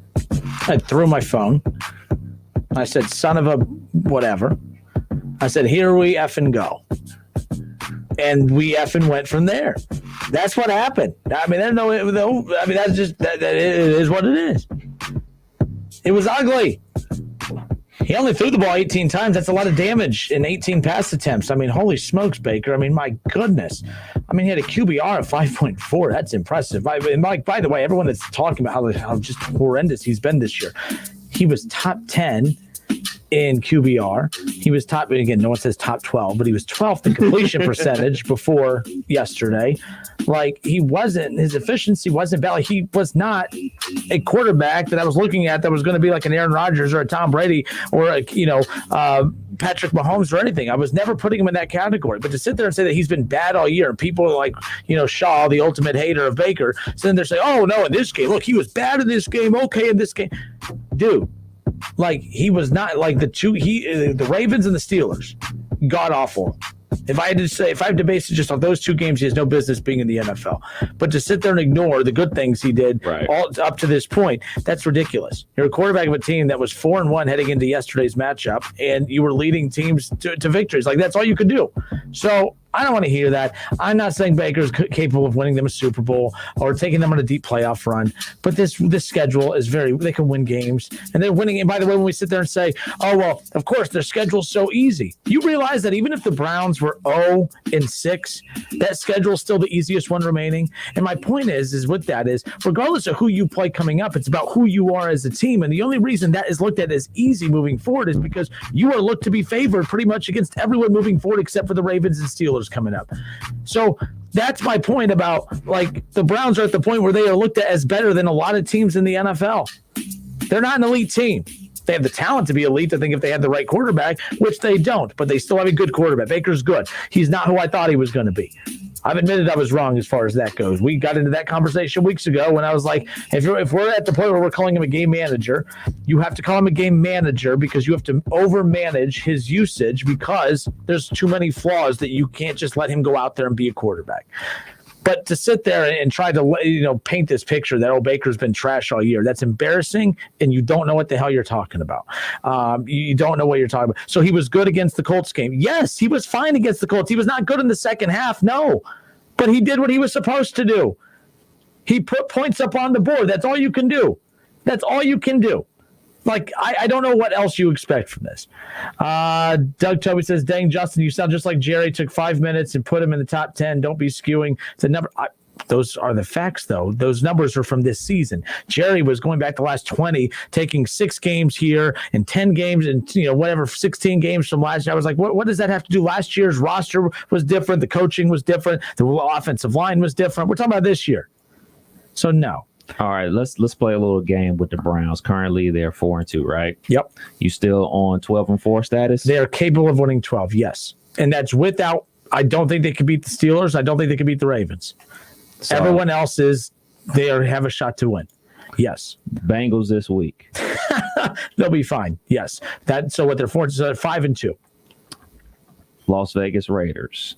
That'll be more difficult, obviously, than the Raiders, but I look at them as 6-2. The bye week 6-2. They won't lose that week, hopefully. Definitely. Houston Texans. Houston's looks better since Romeo Crennel and switching over to him. That'll be a toss-up game. But for the sake of being me, I'm going to say they could beat the Texans because the defense for them is, the run defense for them is not good. So I'll say the Browns. That's 7 wins right there. Philly. That's the other one that has looked better as of late. You know what? I was smiling when that. I probably should know his name by now because he ate the Steelers alive, and then I watched him eat the Ravens alive for Philadelphia. I probably need to know his name because he looks like he's the truth. I'm going to have to find out this receiver's name. Matter of fact, I'm going to find out in a minute. For the Eagles, you're talking about for yesterday against the Ravens? Yes. I mean, that game, too, it was 30 it was 28. You're talking about Sanders, I'm assuming? Miles Sanders? No. This is terrible radio. Travis Fulgham. Yes. Fulgham. Yes. Whoever the heck he is, if you don't have him on your fantasy football team, you better get him. Zach Ertz is out for the year, too. So you know what? That's a big blow for them, by the way. Ouch. Cleveland. So that's 8 wins. Jacksonville. 9 wins. At Tennessee. That's 9-3. They're losing that one. Tennessee's good, and it pains me because you knew I was locked on not giving them any love, but they're good, man. And they're good. I like Vrabel. That's the thing that ticks me off. And I really like Vrabel. That doesn't tick me off. That's why I'm even in the conversation of this. But they lose to the Titans, 9-3. You happy, Schroedy? Baltimore at home. Monday Night Football, 8:15. ESPN. We're in December. We're getting close to Christmas. I'd rather get Rona than watch that game. 9-4. At the New York Football Giants, who won their first game this season. 10-4. At the New York Football Jets, who are still over this season. 11-4. The Pittsburgh Steelers. So they'll be 11-5 at this point. The only way to get to 12, and I said this last week, they have to win a game they're not supposed to, but knowing the Browns, they will lose a game they're not supposed to. To balance it out, yeah. Are the Titans on the schedule? Are you sure they're on the schedule? Yes, I'm 1,000%. Sunday, December 6th at Tennessee. Because I got a few people saying I didn't know that they were on the schedule, and I don't know why I didn't realize they were on there either. I would have been talking a lot more smack about the Titans. Yeah, they play the NFC East, and they also play the AFC South. All right, well, good stuff. But yeah, so they're still an 11, 12-win team, in my opinion. Yeah. And let's say they finish 2 games under my prediction. People are still going to make fun of me because the Browns go 10-6. Give me a break, folks. Absolutely, they're going to make fun of you. Oh, and that's fine. I embrace it. I embrace it all. Browns are favored by 3 to the Bengals. Vegas isn't confident in the Browns. Chris, and I'm not confident in anything you have to say because everything you say is a troll job. You've been a troll about the Bengals for years now. And that's fine. I'm a troll about the Browns, so I embrace it. It is what it is. But there you go. There you go. And by the way, should Vegas be confident about the way the Browns looked last week? Holy smokes. That was bad yesterday, man. I got nothing. That was horrendous. And the narrative of that game yesterday is all about how bad Baker was. That they were bad all over. Were they? That offensive line, Kev. Oh, yeah. That was horrendous. That was absolute garbage. I mean, it was bad. It was like I was watching. It's like, Halloween's in a few weeks, and I keep trying to figure out what I want to be for Halloween. And I think the Browns were like, what do I want to be for Halloween? And I think all the offensive linemen stood up and said, I want to be a Cincinnati Bengals offensive lineman. And they went they dressed up for Halloween yesterday and went as the Cincinnati Bengals offensive line. That's what the Browns did yesterday. That's what the Browns did yesterday against the Pittsburgh Steelers. Dude, I know I keep going back to this guy, Travis Fulgham, whatever the heck his name is, for the Eagles, who ate the Steelers alive and the Ravens alive. But he is a 6th-round pick out of Old Dominion. Old Dominion, huh? Yeah. Good for him. Yeah, absolutely. Good for them. Absolutely. And that's the things I say, man.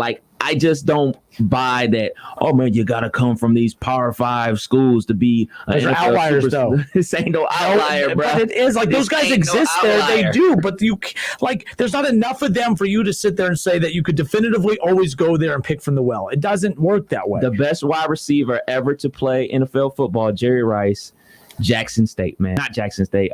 He's from a HBCU. And by the way, I'm not disputing that you can't, but there's not. But everything's a numbers game. And if you look at the percentages of great players that come from those schools, you're not going to go dabble in those low percentages. I'm not saying oh man, we got to camp out at Old Dominion, the football factory, Old Dominion. I'm not saying you camp out there. What I'm saying is it is up to these scouting departments. It's up to these GMs to find these dudes, man. There's no mystery why Pittsburgh Steelers constantly draft good wide receivers. There's no mystery to that. Nobody ever heard of Antonio Brown. Nobody. We still haven't. Where is it? He'll be on the Ravens in about 4 more weeks. Damn. I'm saying I said 11-5, right? Like nobody heard of him. Freaking Claypool, the 11th drafted receiver. In this if I gave you a compliment on him, I'm just saying, man, the scouting departments do your job. To be fair, these dudes. every scout thinks that they found the next Jerry Rice. Everyone's like, "Oh man, I got this guy." Like, but whoever the scouts for the Saints who came down and watched out on Troutman. They got to, back though. You find guys like that at schools like this. But 457-9464. Let's go to Mark. Mark, thanks for holding. You're up, sir. Hello? Hey, Mark, you're up. How are you?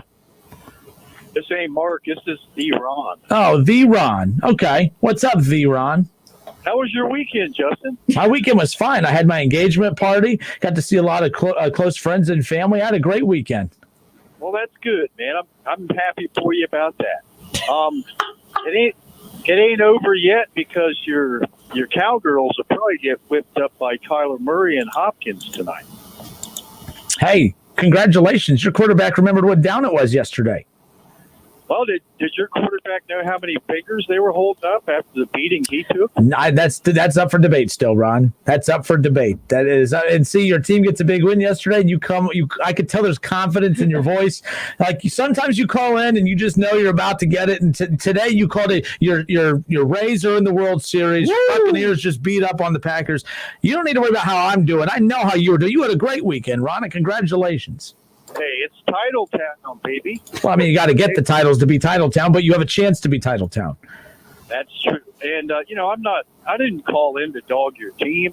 Well, maybe a little. But, I wanted to get that prediction you had last Friday about the score of that game. For the Browns, because me and Kev were looking for that. We couldn't find it. We were looking for the audio during the break. So I'm pretty sure you have it. So lay it on me. How bad was I wrong? How off was I, Ron? You said they had scored 30 points, at least. I don't want to put you on the spot. No, I did. I think it was like 35-24. I think was my prediction for the Browns to beat the Steelers. I'm so stupid. I predicted the Browns to beat the Steelers 35-24. And Heinz Field. And, oh man! I mean, at the ketchup bottle. Yeah. I feel for Steve because I know he is probably so furious he don't want to call in. But I think Steve only works first shift when the Browns lose. I think that's what's going on today. I'm hoping to hear from him. I can't wait to hear what he has to say. The dump button we had to make sure worked before today, and it's working. So that's all you can say. Yeah, man. So I wanted to say. Jerry that calls in. My Bucks play the Raiders next Sunday night. So who do you like in that game? The Bucks. The Bucks are good, man. They're going to be in my top 5 when we do our top 5 tomorrow. The Bucks are going to be right there in my top 5. They're going to be right there towards the top of my top 5. I'll have the exact top 5 tomorrow, but I don't think that's a hot take. The Bucks, we were just waiting for we knew who they were. We knew what they were capable of, but they were still a little iffy to start. But you got a new quarterback that's played in the same system, same team for 2 decades, making the transition over. Maybe that's going to be the game we circle looking back at the Packers and say, oh, that's the game where everything kind of came together for them moving forward. So we'll see. I mean, because Godwin came back. They didn't have him too much highlighted, but they're not going to work him out too quick, but you got to admit the Gronk-Brady connection looked like the old times. I ain't admitted nothing, Ron. I ain't admitted nothing. But, Ron, that's all we got, man. I appreciate you calling. Yeah. Congrats. Hey, I haven't heard Go Browns all day. Oh, go Browns. They got the Bengals coming up. I already feel better about where they are. I mean, I'm telling you. All right, Justin. Hey, congratulations on your engagement. Oh, thank you again, man. Appreciate it. Take care. All right, 457-9464. How about that game yesterday? The Bucks, man. Good for them. Good for them. All right, it's the Justin Kinner Show live here on Dayton's ESPN radio station, 1410 Wing AM. Oh, I got to give this to Kev. David Shaw says Claypool was at Notre Dame. Oh, yeah, huge reach there. He has a good point. I said he was the 11th drafted receiver. Well, it's not, but again, I'm just Notre saying, Dame. There's lots of they've actually had a lot of success from Notre Dame, though. For sure. I'm just saying, organizations find players, and I'm a person that believes in that. You can't always just say, "All right, it's all on the quarterback. It's all on the quarterback." And when they start losing games, we say like, "Oh man, he don't have weapons." Well, and blame it strictly on the players. It's up to the whole organization. Like I'm never a person that says wins and losses are totally on the quarterback. It's a whole organization thing. Like, well, for this, it's on the Browns. Or it's on Baker. Oh yeah, now this game. Baker, like I told you in the offseason, he has when they went out and got Hooper and they went out and got Conklin and they drafted the kid from Alabama, in the first round, that was the worst thing that could have happened to him. Because when Joe Burrow screws up and he makes the mistakes he does, he just gets to do the whole, I have a bad offensive line and I have a geriatric wide receiver in A.J. Green. So, AJ balled out yesterday. Trade him. He had a good game. Trade him now. Let people think that, A.J. Green's back. Trade him. Trade him now. Because Denzel Ward's going to make him look like he's the old A.J. Green and not the A.J. Green of old like we saw yesterday. And I know we're going to talk about it later about the Bengals, them blowing that 21 lead, but Joe Burrows hit the long ball yesterday twice. Oh, yeah, he celebrated with a little girl cigar afterwards, not like one of them real cigars like everyone else does. This guy. We'll be back. More of the Justin Kinner Show with Kev Nash next. It's the Justin Kinner Show with Kev Nash. Justin, you're awesome, baby. Right here on 1410 ESPN Radio. ESPN 1410 Wing AM weather. This afternoon will be cloudy with showers, a high near 53. Tonight, showers continue with a low around 48. And tomorrow will be cloudy with a chance of showers, a high near 63. I'm Pete Spivak for 1410 ESPN Radio. Try Canada Dry Bold Ginger with an extra kick of real ginger taste that blow the butterscotch out of your grandma's bowl. Canada Dry Bold Ginger, not your grandma's ginger ale. Welcome to another Fantastic Four golf hole experience with the Buy Golf for Half Bogey Boys. We're playing in Miamisburg at the classic Arthur Hills designed Pipestone Golf Club. Pipestone is one of the most popular courses in the Miami Valley, and it's got to be one of the best maintained, too. I mean, it's a beautiful golf course. We're at the tee on the second hole. Hole number 2 is a long par 5 and Pipestone's most difficult hole. The fairway slopes severely right to left, and there's water down the entire left side, too. I bang my way up the fairway somehow, staying out of the water. And 4 shots later, I finally see the green. It's a sunken green that slopes back to front.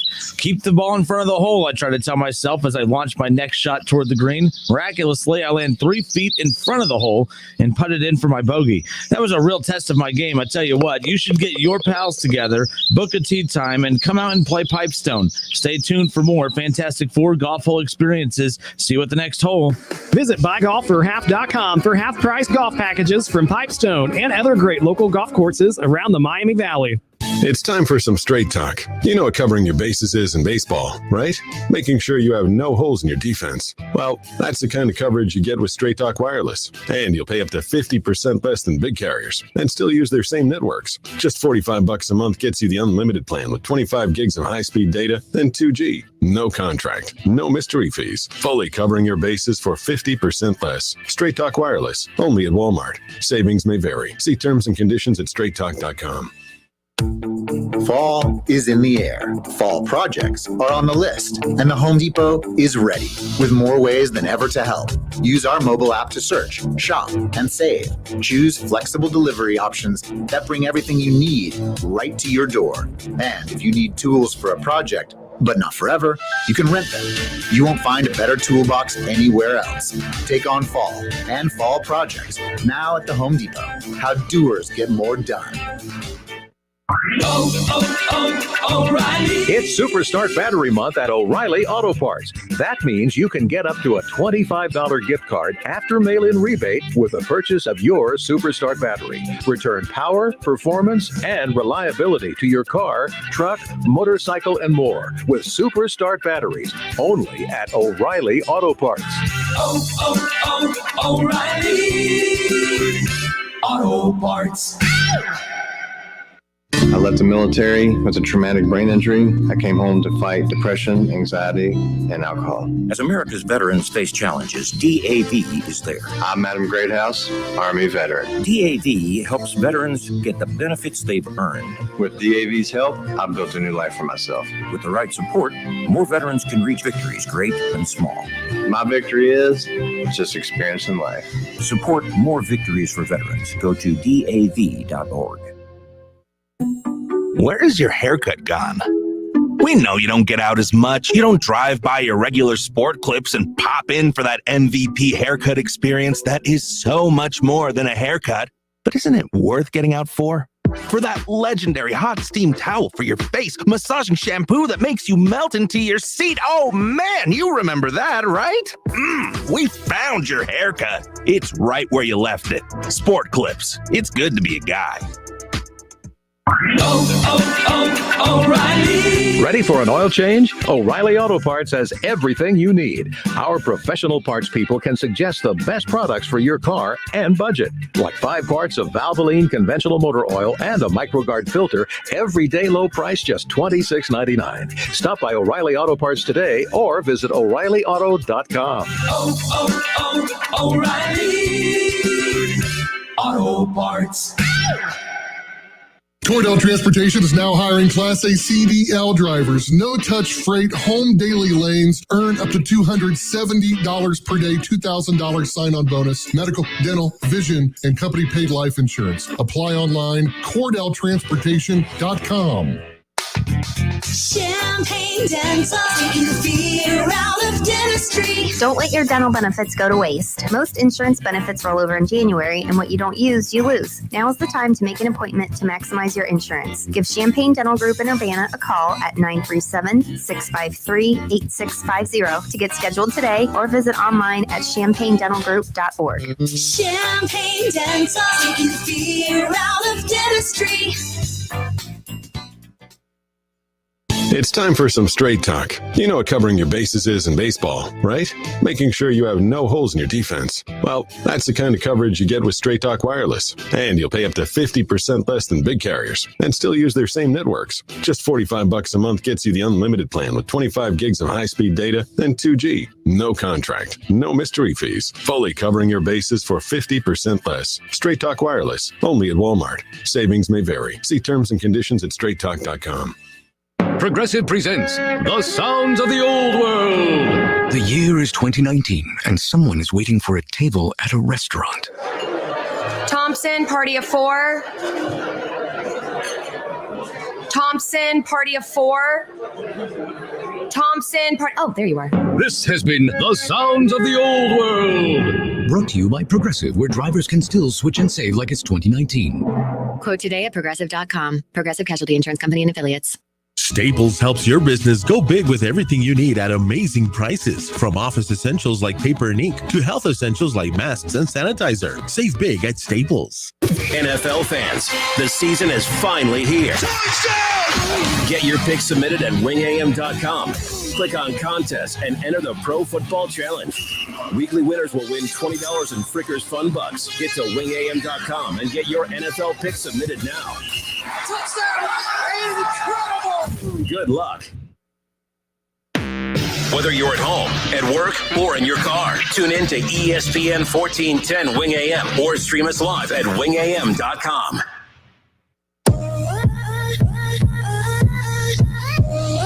I'm about to take this little song right out of that rotation, man. You gotta, no more. Hey, so we just got this message on the ESPN Dayton Facebook page. Shout out to Lori Lynn. Lori Lynn won the Dr. Pepper Cornhole Boards live out at Lee's Famous Recipe Chicken earlier today. Or Lori Lynn said her husband won them. The Keith Fire Show is live out on location today at the Lee's Famous Recipe Chicken in Inglewood. And Lori said that her husband won the Dr. Pepper Cornhole Boards and said, how cool is that? Yeah, we appreciate Lee's. They always have Keith out from time to time, and they thought this was a perfect week to have him out there with Ohio State kicking the season off. Coming up this Saturday, we were pumped about that. We're going to get into more college football talk throughout the week. But real quick, this college football note, we'll get back into the NFL stuff in a moment. But Purdue head football coach Jeff Brom confirms positive coronavirus test. He will miss the opener as far as that's concerned. I am curious. We know for players who get a coronavirus test, they're out for 3 weeks. What about coaches? I don't know. That's a good question. Maybe he can just take a whole bunch of tests until he gets a negative one so he can coach just like Nick Saban did. Why is everyone mad about that? I mean, it's predictable. It's not predictable. That is predictable. Ryan Day better have the same damn test that Nick Saban had. this is a predictable situation, man. This is what's going to happen, man. And we all knew this was going to happen. I didn't have an issue with it. I knew why people had an issue with it because it's the SEC. But when the SEC does it, it's skewed results. But if the Big Ten does it, it's because of the great scientists of the world who came up with this test that, confirmed that Ryan Day is not sick. Like, my goodness. I mean, I trust me. I knew from an optics standpoint it wasn't good, but you could tell just based on the comments early in the week, Nick Saban was not going to miss that game. Oh, no, not at all. I mean, it's just a bad look when I agree. The optics weren't good. Optics weren't good. Cam Newton's been out for 2 weeks. He hasn't practiced. And guess what? I'm still coaching, bro. I'm out here. Like, it's just crazy, man. SEC, man, means more. Oh, that definitely means more. It does. It definitely means more to the SEC. And they prove it every single week. It'll be all right. I didn't have an issue with it. Like, there's a lot of things I look at that I'll have an opinion on that people think that that's my opinion on it. I'll have an opinion on something based on what I think the backlash is going to be. And that was one of it. I didn't have an issue with him coaching. If the 3 tests came back negative, so be it. I don't know. Like, it's just one of those where if we're like, this is why I don't know. Just forget it. He coached, so be it. He's fine. It is what it is. It's fine. Everyone's fine. Everyone's fine. Except for I want Mullen. the same. Well, Dan Mullen, that's the. And there's a lot of foot and mouth type of thing going on there. I mean, literally, how that was kind of funny though. Not funny that he has it. Don't get me wrong, but like he literally within a week and a half, his whole world came crashing down. And within a week and a half, Dan Mullen says we want 90,000 fans in our stadium to go up against LSU. In that same time frame, he talked about how you look at Florida. Florida should be looked at as the university, as the face of the safety protocols of what is, that's hilarious. All within a week and a half. He wants 90,000 fans in the stadium, and he says that everyone should look at Florida because they've been the face of what it's like to follow the safety protocols correctly. All within a week and a half, he said those two things, and again, not laughing at the fact that he tested positive, but I'm laughing at the irony of the fact. Can people understand that? I know in 2020 we're all outraged when people say certain things, and you could spin what I said into how you want. I'm not laughing that he got the Rona. I'm laughing at the irony of him catching the Rona after talking about how safe and how they do it the right way. That this goes back to your point. You can't. I believe, to be fair though, I believe that he believes that they do everything right, and I believe Ryan Day believes that the Buckeyes do everything right. There is no such thing as doing everything right when it comes to the virus. So I don't think he did anything wrong or his teammate or his players did anything wrong. It sucks that he hasn't. I'm laughing at the irony of the situation where, no one's safer than us. No, I mean, everyone. I mean, we should make one of those like safety protocol videos and use Florida as the team to make the video because no one does it better than us. And then you have players test positive. He tests positive. It's just the irony of it, folks. That's all. The Rona is real, man. Don't cancel me. I'm not laughing at someone who got the Rona. I'm laughing at the irony of it. That's all, if that makes sense. The irony of that is very thick. All right, 457-9464. Let's go to Keith. Keith, kick us off, man. How are you, sir? I'm fine, Justin. How are you, sir? Good. Keith, you still there? Yeah, hold on. There we go. We good? The Bluetooth switched on me. I'm sorry. No, you're good. You're good, man. Yesterday, Browns game. Ugh. Baker played like someone who was scared to get hit. I mean, every time, like every pass, if you notice, it was like triple pumping before he threw. He was so unsure of himself. And that was the perfect game to just say, hey, you were hurt this week. Landry was hurt. OBJ was hurt. Put Keem in here, rest up, but we didn't. But like straight hot garbage. O-line didn't look that great. What's the guard? Wyatt Teller. That's a big loss, obviously, because that guard, his replacement, get bullied a lot back to the backfield. When the Browns defense gets stopped, you know how rare that is, Browns need to get points. When the Browns what? When the defense gets a stop. Oh, yeah, I'm sorry. I thought you – okay. First quarter. We got to get some kind of point. Yeah, I thought it was a win that they held Pittsburgh to a field goal on the first drive of the afternoon. Like, I was like, okay, it is what it is. Like, Then it was the pick six. But then, they had, a couple more drives where, Pittsburgh punted. A couple of them, Peoples-Jones, I thought maybe it's going to break it or break a return or something. All right, let's get some points. And then we get a dumb false start. or just something stupid. It was a rough game. And Pittsburgh had a couple offensive possessions. Like there was a few possessions where Big Ben like overthrew some wide open receivers. There was one deep, like they had a couple penalties that they got the ball deep into Brown's territory, and then he overthrew a receiver and then had a penalty, and then they were forced to punt from there. So it was like Cleveland had their chances. They had their chance. I mean, there was a time, but Ben was like 4 of like 13 or 4 of 14 at one point, like in the first half. Then I'm like, this is our chance. Come on, let's go. Let's do something offense. And it was just, no. It was just wasn't happening. Baker was overthrowing or underthrowing. But the interception, that guy, Fitzpatrick intercepted, that is literally the same play last week against the Colts that they dropped. And each time the running back to the right is wide open. I don't know. That's something they got to work on, Baker. Just throw it to the dude. Let the drop off, man. So when we talk about like quarterbacks who like read the progressions and stuff and like read the field, like I agree that he was wide open. I'm not defending this at all, but sometimes it's like he knows that, okay, first I got to look this direction, see if that guy's open. Then I'm going to look over here, see if he's open. And then, so the running back being wide open on the sideline is probably their last resort. But that goes back to him trying to force things to his playmakers. But you can maybe get away with that against the Bengals defense. You can maybe, but you can't do that against the Colts and the Steelers. And we've seen him get eaten alive in that the last 2 weeks. Yeah, and got to do better because, I know you already went from 12 to 4 to 11 to 5 today. You're disappointed me letting Kev do that to you. Well, which one am I right? The Titans. The Titans. I'm not. 12 and 4, Justin. Don't bow down day one. Bow down tomorrow, man. Not today. Have some hope for me. Justin took out us 12 and 4. I'm with him, and he's going through. Oh no, we're gonna lose that game. We might lose that game to the Raiders. I thought he was going to bust out 10 and 6, bro. I'm just saying. Look, 12 wins is still very possible for this Browns team. It's very possible. We need positivity after that. We almost said a bad word. That butt whooping we got yesterday. It was an ass whooping. I'll do it for you. It was an ass whooping. I didn't want Kev to dump me. So yes, I agree. But college football, I hope the Big Ten can tackle, because watching these SEC 75-point games is just, oh my goodness. It's brutal. Like, there's so many missed tackles in football right now in college. I don't know if that's from not hitting or what, but gosh, I'm scared. Like, I know we're playing Nebraska, and they're garbage. And Scott Frost ran his mouth a lot, so I'm sure Ryan Day's going to try to really give him an 0-1-2. But but Ohio State, you're right, it is Nebraska. I think they're going to be fine. And by the way, have you seen the line, Kev? And do you know, Mark? 18. Or Keith, I'm sorry, is it 18? I believe it's 18. Yeah, it was like, it closed 18. Okay, so the line is 18. I believe 22 by Friday. Yeah, I think it'll keep moving up. They'll take care of business, but this is like a preseason game for them, because the biggest game of the year for Ohio State, week 2, Penn State under the lights. They have a lot. They have a very short amount of time to iron out any kind of deficiencies, and they got to do it against Nebraska. As good as Ohio State is, you cannot be cocky enough to think that they're just going to come in and just take care of business and act like this weird offseason is not going to have some kind of role in their production out on the field.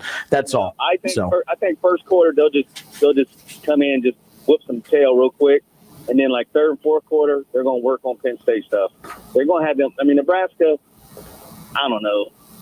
They keep trying to say they're back, but come on, they're not. Well, they're back. They're just back at the Big Ten. That's all. Yeah, they need to go back to the Big 12. Or that. And take Rutgers and Maryland with you. Well, Maryland, they can go to it. Take Rutgers with you. It's embarrassing right now. No kidding. Guys, and I love the Too Short intro. I keep waiting. Like, Kev, don't mess up. I know what Too Short says. That's what starts. So yeah. What's my favorite word? Yeah. Hey, take care, man. I appreciate the call. See what you did. You see the expectations. There you go. All right, I tell you what, we got more guys to get to real quick. John Zeller on Facebook says, "Remember when Baker was better than Russell Wilson, and not just one ha, not just two ha's, but three ha's. Ha, ha, ha. Poof. Baker's not better than Wilson." We might have to do this list. We're going to go down and see how many quarterbacks in the NFL would you take Baker Mayfield over? I don't know how long that list is right now. The NFC East, it might get interesting over there. Let's do it. We will. We got to get into Let's that. do it. This would be interesting. Hour 3. We'll get into that coming up. All right, folks. We'll be back in a moment. More of the Justin Kinner Show. More. Who we got? We got Anthony and Paul, Eric and Steve. We'll got more of your calls next. Don't go anywhere.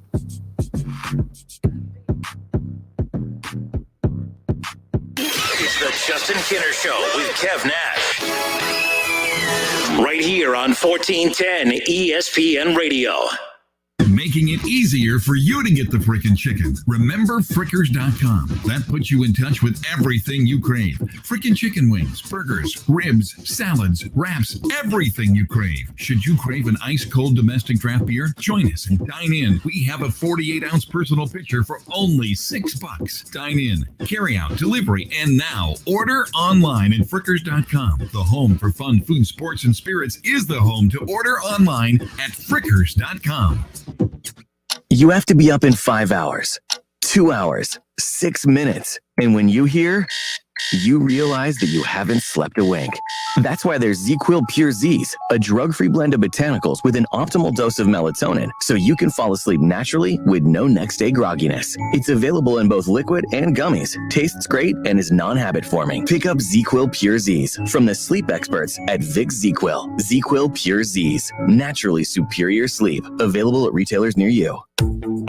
Whether you want the new oven for that old family recipe or the more efficient washer to shorten laundry day, the Home Depot can help you find the appliances you need faster and easier.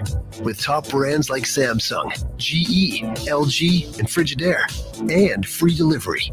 You can bring style and function home with fall savings on your next appliance at the Home Depot. How doers get more done. Free delivery on purchases $396 or more, valid through October 21st, U.S. only.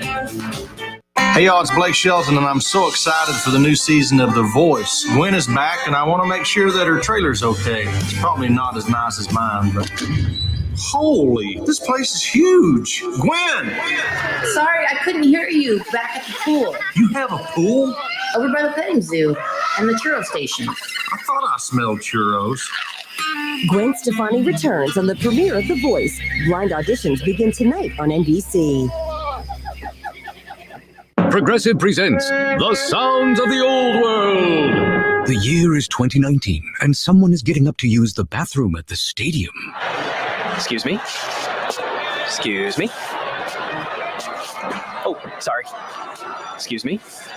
Mind if I just squeeze by here? This has been The Sounds of the Old World. Brought to you by Progressive, where drivers can still switch and save like it's 2019. Quote today at Progressive.com. Progressive Casualty Insurance Company and Affiliates. At Shell, we know from the time you get up to the time you wrap up, Good night. There's a lot of meetups, eat-ups, and hurry-ups. So come to Shell and get 3 things done at once. Fill up with Shell V-Power Nitro Plus to help keep your engine running like new. Save up with the Fuel Rewards program and never pay full price for gas again. And snack up with in-store rewards to save even more at the pump. Make the most of the stop you need to make with Shell and engines that continuously use Shell V-Power Nitro Plus premium gasoline. See full terms and conditions at fuelrewards.com.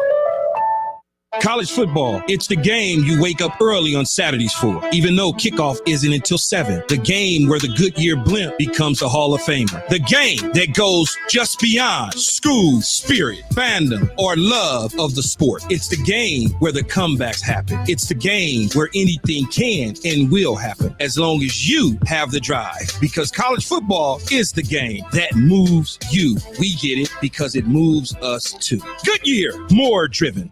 Hey, it's Justin Kinner from the Justin Kinner Show, and I wanted to take some time to tell you about my great experiences with CertaPro painters. That's right, my experiences, as in more than one.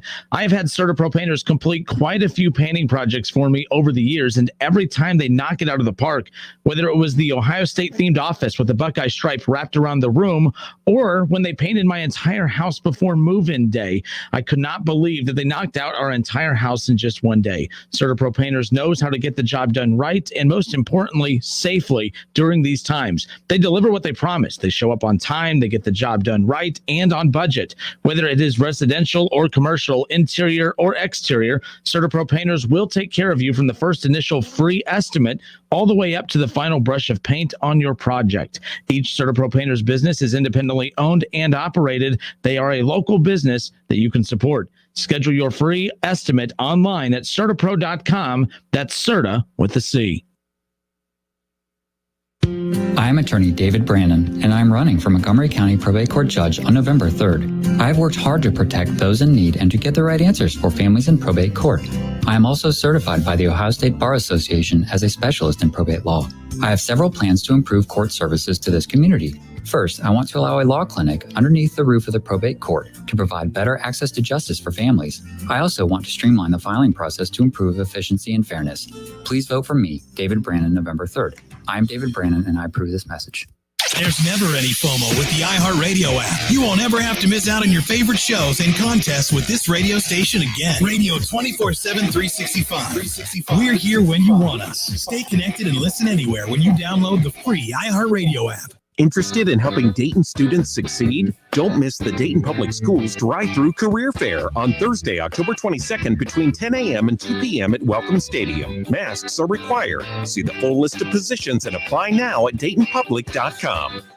They can bulge, go bald, wear down, flatten, or be in dire need of replacing. No, guys, it's not you. We're talking about your tires. Let Fat Boys get your car rolling again, safe and sound. Fat Boys carries tires in all makes, styles, and sizes, Including Continental, Goodyear, Michelin, and more. Check out Fat Boys' new location in North Dayton At the corner of Needmore and I-75. or 3050 Springboro Pike in South Dayton. Fat Boys, your ultimate resource for wheels, tires, service, and accessories. Look for Fat Boys at fatboysdayton.com. Try Canada Dry Bold Ginger with an extra kick of real ginger taste that blow the butterscotch out of your grandma's bowl. Canada Dry Bold Ginger, not your grandma's ginger ale. Buckeye fans, it's finally game week. Join us this Saturday on 1410 ESPN Radio as the Ohio State Buckeyes welcome in Nebraska. Pregame starts at 10:30 with kickoff at noon. Every big hit, every touchdown, every Buckeye victory. Don't miss a second of the action all season long on Dayton's home of the Ohio State Buckeyes. 1410 ESPN Radio. All sports, all the time. This is 1410 ESPN Radio. Justin Kinner, Kev Nash, back with you here on Dayton's ESPN radio station. That's right, Ohio State, Nebraska. Noon kick coming up this Saturday. You can catch all the action right here, as well as all season long on Dayton's home of the Buckeyes.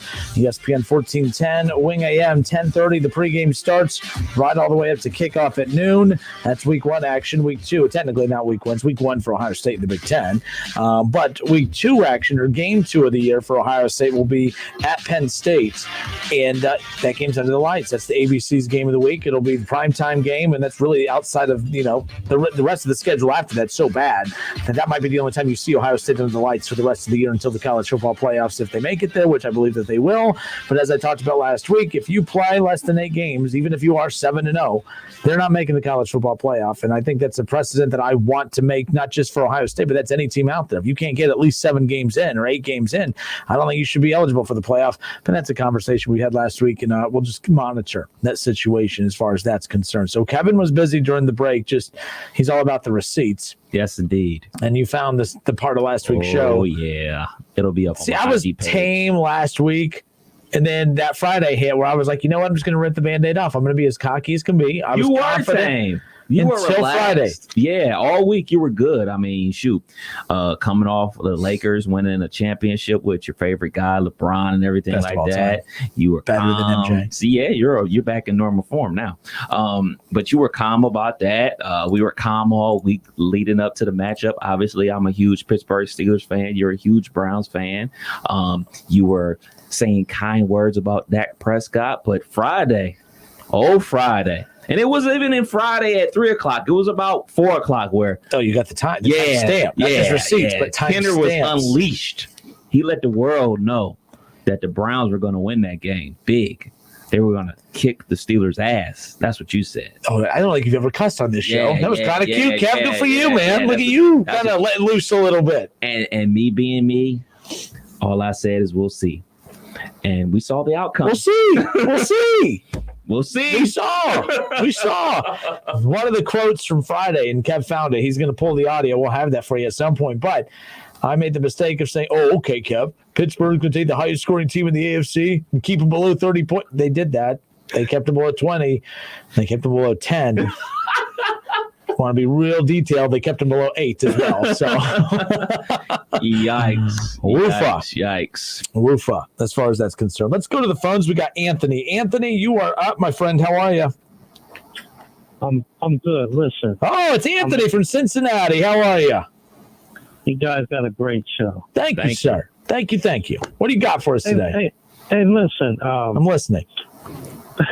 When the Bengals drafted Joe Burrow, this front office, should they or could they drafted a high caliber offensive left tackle when they drafted Joe Burrow? Because that's football 101. You got to have an O-line to protect your investment. And from what I see, he will not make it through the season at all, man. And I blame part of that on the front office of their lack of football knowledge. Period. Of course, they don't think that way. I think their decision making is just an absolute train wreck. When you let a Andrew Whitworth walk and go for nothing, and you still haven't replaced him, he's been gone for at least 4 years to the LA Rams, playing in Super Bowls, playing on a winning team. What does that tell you about this lack of decision making by this front office? I mean, when they think they have it figured out and they don't. They're totally incompetent. They're a cesspool of incompetence, is the Bengals front office. And I'll repeat it. They are a cesspool of incompetence, an absolute train wreck. Cool. Jets are a train wreck. The Washington Redskins are a train wreck. But the way the Bengals are trending, they're going to transcend train wreck. Nice. Man, you could not have said that. At least those teams have hope. I almost see no. Hold on, you think? I mean, look, the Bengals. Look and see now, Anthony. I'm a little upset with you because you're making me now have to kind of rear you back in just a little bit, because I think the Bengals have all the train wrecks in the NFL. They have more hope than any of the other train wrecks because they at least have a quarterback. The Washington football team doesn't have a quarterback. The Jets don't have a quarterback. Or they do, but they've butchered that. The Giants, they think they have a quarterback, but they don't. Of all the train wrecks, the Bengals at least have their quarterback, or at least they think they do. They would like to believe that they do, but we've seen quarterbacks have great rookie years that turn out to look like, well, a 5.4 QBR like yesterday against the Steelers. So that could be in the future of Joe Burrow. You never know. But I don't know if they have the least hope of all of them. I will say that. Well, when I say hope, I'm looking at the overall picture. The overall picture. I mean, it's been proven this organization goes into transcend losing in the years and decades. Not the Pittsburgh Steelers, not the Baltimore Ravens. There's a high standard of winning for those two organizations, and there's no standard of winning for this organization at all. They will continue to be the Bengals for forever. Hey, but what about that game that they almost won in week 1? But what about that game they almost won in week 1? Remember they beat the Jaguars?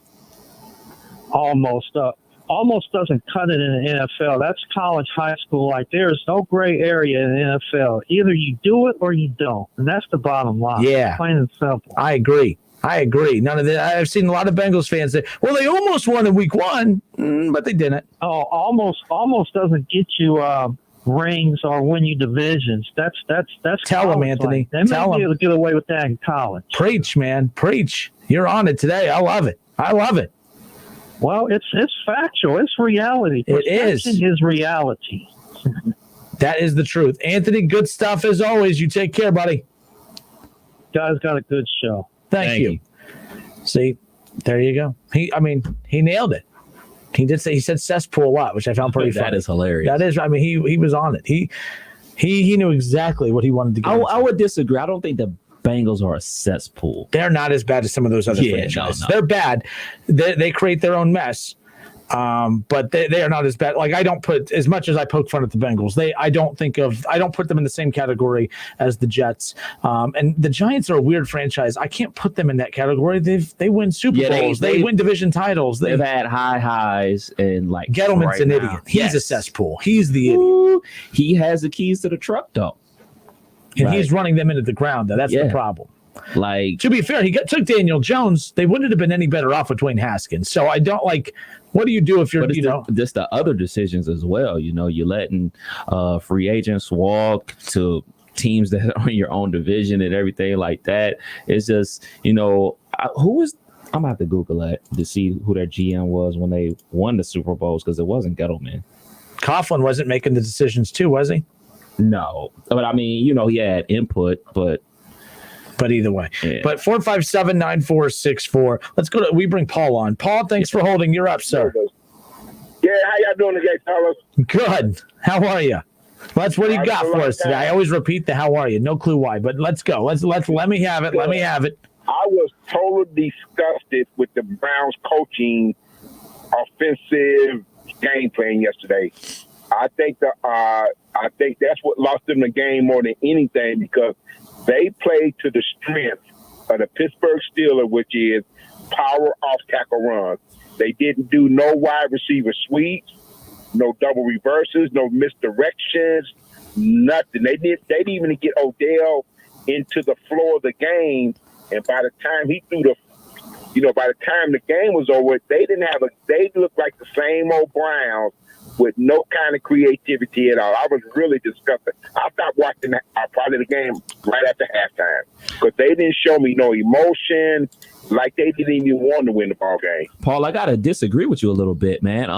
When they tried to get the little in and around going to OBJ, you really can't run those slow developing plays against a team like the Pittsburgh Steelers with speed on the edge. Like, you gotta hit them like right up the gut, like right off tackle. You can't like really run outside on them. That's why they really didn't bootleg Baker that much, because of the edge rushers that the Pittsburgh Steelers have. They rolled him out three times, and two of those times Baker got sandwiched by TJ Watt and Bud Dupree. Okay, so if that's their strength, the speed on the outside, what should the game plan be? Because the game plan they used yesterday did absolutely nothing.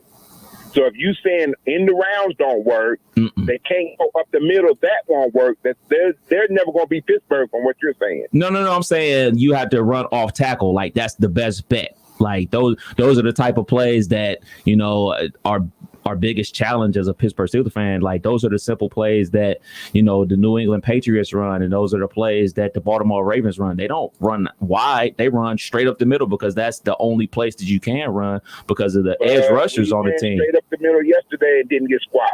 Well, that's what happens. I got nothing for you there. I was trying, but I mean, you don't have a scenario where we're going to beat any good team, because if we can't go outside because of the edge rushers, and we can't go inside, Baker can't throw downfield. Well, every team doesn't have a defense like the Pittsburgh Steelers and the Baltimore Ravens. I mean, in the NFL today, scoring 23 points a game is easy work. They just put up 50 points against the Dallas Cowboys. They just put up 30 against who was ranked the number one defense, the Colts. So I just think this is like a situation where an elite defense just dominated. Right. I don't know how they rank those teams, because I don't think Indianapolis is an elite team. They had a couple of good games, and I looked at I don't even call beating the Dallas Cowboys. I don't put the feather in my hat for that, because they stink. For me, you have to be one of the top NFL teams in the top. Well, you only can beat the team that's on your schedule. And when you put up 50 points on an NFL team, that's something to brag about, in my opinion. Not if it's the Dallas Cowboys or the New York Jets. 50 in the NFL? Against the New York Jets, you should be able to do that. You should be able to do that against the Giants, the Jets, Dallas Cowboys, probably the Atlanta Falcons on a normal weekend. You should beat those teams. They stink.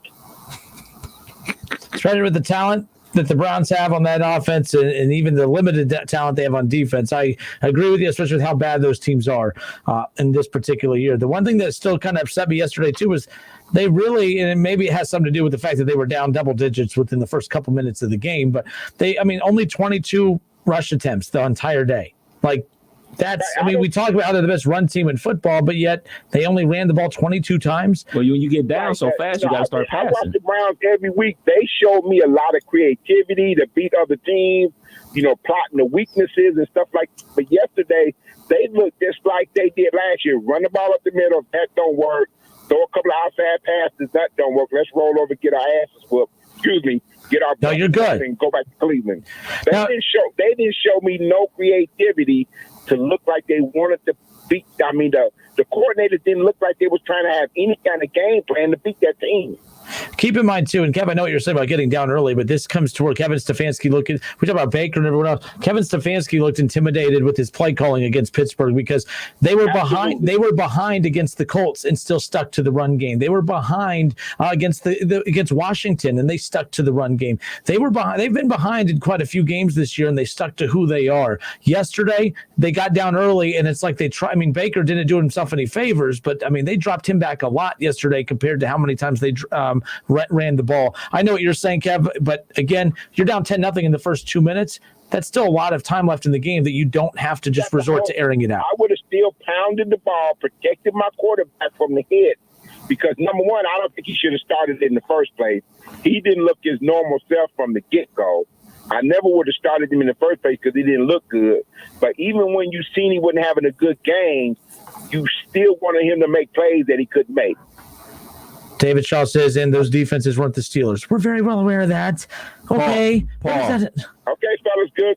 Paul, I got one real quick question for you. Is Baker the guy? Anybody could be the guy on any team if the coach and the offensive coordinator knows how to use his strengths and stay away from his weaknesses. Like you said, he's not good at getting up to the line of scrimmage, deciphering what the defense is throwing at him and going somewhere else. Once he sees the defense, he drops back, and if they change the defense, he don't know how to check down to, that's the defense. Or they're playing cover two. Well, when they hike the ball, they're in man-to-man. What do I do now? I don't think he's grown enough to know, well, I thought they was in cover two. Now they're in man-to-man. I got to check down to another play. I think he still say, well, they're in cover two, so I got to throw in cover two, and it be done changed, and that's how they got the interception yesterday. Fair enough. Good stuff. Paul, thanks so much, man. Great hearing from you. Thanks for being patient on hold. Take care. All right, good stuff. Browns fans a little upset today, and rightfully so. You keep asking the Baker's the guy. It's hard. You can't defend it because it's like, okay, we make excuses for a lot of quarterbacks because we could sit there and say, like for Burrow. He doesn't have the offensive line. AJ Green's not playing like his old self. This just isn't a very good football team. Baker has no excuses. Last year. Hold on, real quick. This David says, if you were aware of it, then quit coming up with the reasons why they didn't abandon the run before. David, Jesus criminy, man. Like, seriously. Like, the Browns, you could only take care of who you play in front of you. You were averaging 30 points. They were dominating every team that they played except the Ravens up until yesterday.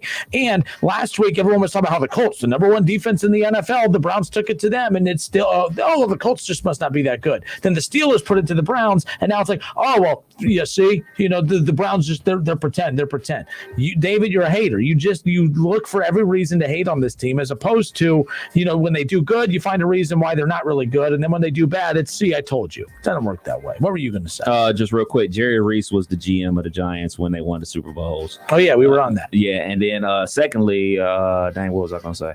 Totally forgot. You whiffed? No senior moment? Yeah. No senior moment? It happens. All right, folks. We'll be back in a moment. Don't go anywhere. More of the Justin Kidder Show with Kev Nash next.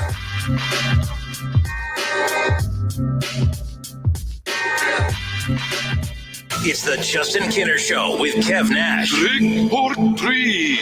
Right here on 1410 ESPN Radio.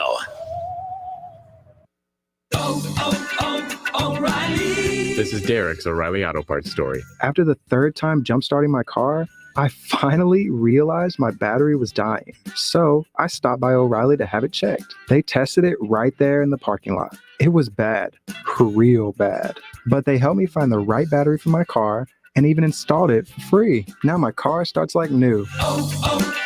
O'Reilly Auto Parts.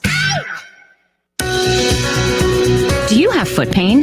Did you know foot pain is not normal, regardless of your age, activities, or job? Podiatric physicians are the most qualified doctors to care for your feet based on their education, training, and experience. Your podiatrist can provide you with important foot care solutions like shoe inserts, so you're able to better manage foot pain. Ohio Foot and Ankle Medical Association podiatric physicians are located throughout the state and are dedicated to providing the highest quality foot and ankle care. Ohio Foot and Ankle Medical Association members are bound by the highest ethical standards and have access to superior ongoing medical education and resources. Ask if your podiatrist is a member of the Ohio Foot and Ankle Medical Association so you know you are being treated by the very best. After all, we've been serving the profession and the public for over 100 years. To find a member of the Ohio Foot and Ankle Medical Association near you, visit associationsadvanceohio.com.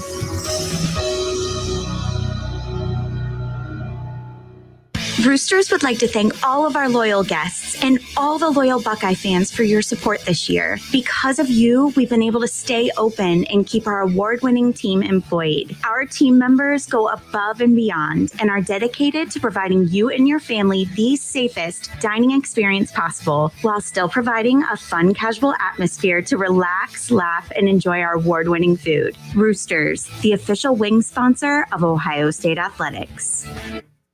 Order!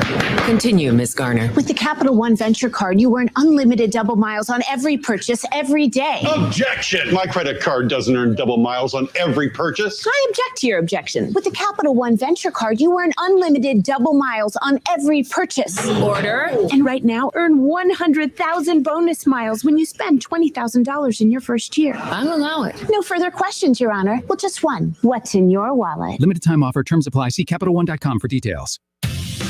T-Mobile for Business knows saving time and money is important for your business. That's why we're introducing Microsoft 365 on us, now included in our best business plans. With Office apps, Microsoft Teams, cloud storage, and more, Microsoft 365 on us gives you the tools you need to run your business. Stop by a T-Mobile store today. Qualifying plan required. Contact us to activate. 1 license per line, max 2 per account. Third-party terms apply. See T-Mobile.com for plan details. Try Canada Dry Bold Ginger with an extra kick of real ginger taste that blow the butterscotch out of your grandma's bowl. Canada Dry Bold Ginger, not your grandma's ginger ale. Follow ESPN 1410 Wing AM on Facebook to watch the Justin Kinner Show with Kev Nash. Listen, stream, and now watch. It's the Justin Kinner Show with Kev Nash. Weekdays from 3 to 6 p.m. on 1410 ESPN Radio. College football playoffs, Browns, Bengals, Buckeyes, and more. Catch the Keith Byers Show Mondays at noon on 1410 ESPN Radio. 1410 WING AM. Happy Halloween. Happy Halloween. We are Dayton's ESPN radio station. It's the Justin Kinner Show, live here on ESPN Dayton, 1410 Wing AM. Tweet the show at 1410 Kinner or give us a call at 457-9464. We now send you to the Wing Studios in Kettering. Here's your host, Justin Kinner.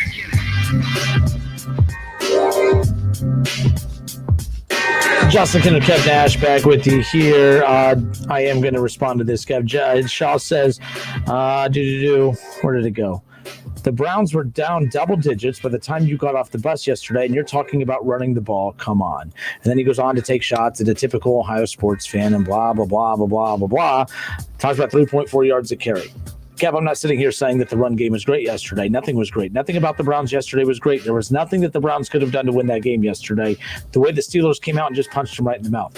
My point is that to abandon the run, you were talking about being down double digits so early. I mean, it was in the first 2 minutes, they were down 10-0 because of the pick six. They held Pittsburgh to the field goal and then had the pick six. But to sit there and act like you just got to now drop back and pass the rest of the game because you're down 10-0 in the first 2 minutes. I mean, Pittsburgh wasn't marching down the field and scoring every time. Right. Like there was a stretch stretch early in that first half where Cleveland was actually getting a lot of stops and was actually getting the ball back. The problem is Cleveland was then giving the ball right back a lot quicker. Like, that's the annoying part about all this. So I said it was wrong to abandon the run so early. And, if you want to abandon the run in the second half because, you're running out of time, then fine. But you were only down 10-0. If Baker on any of those drives, they go down and kick a field goal and you're only down a touchdown, you're only down a possession and no one's freaking out and panicking. Baker played a huge role in that loss yesterday. The offensive line was garbage.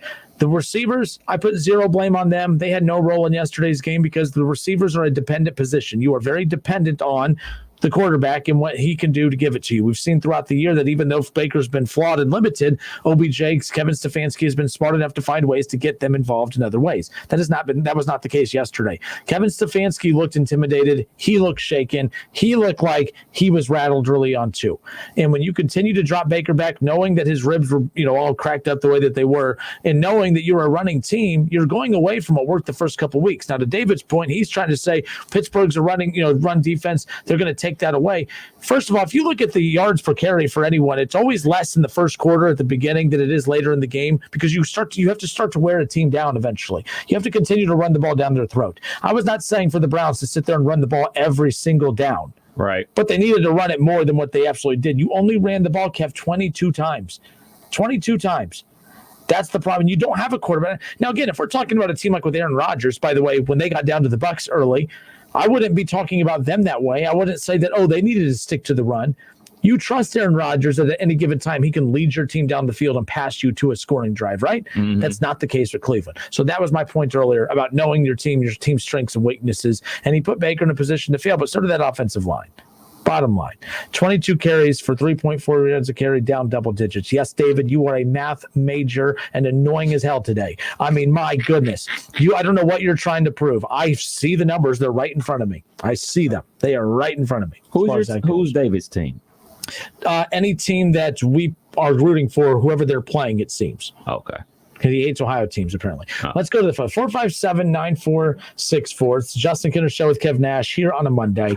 Yesterday, the Cincinnati Bengals jump out to they're up 14-0 in the first quarter. They get up to 21-0 or whatever it was, right off the bat. I mean, they jumped out on the Colts. And I was like, oh man, here we go. There's going to be that game where the Bengals kind of break out a little bit and then, maybe not go on a playoff run.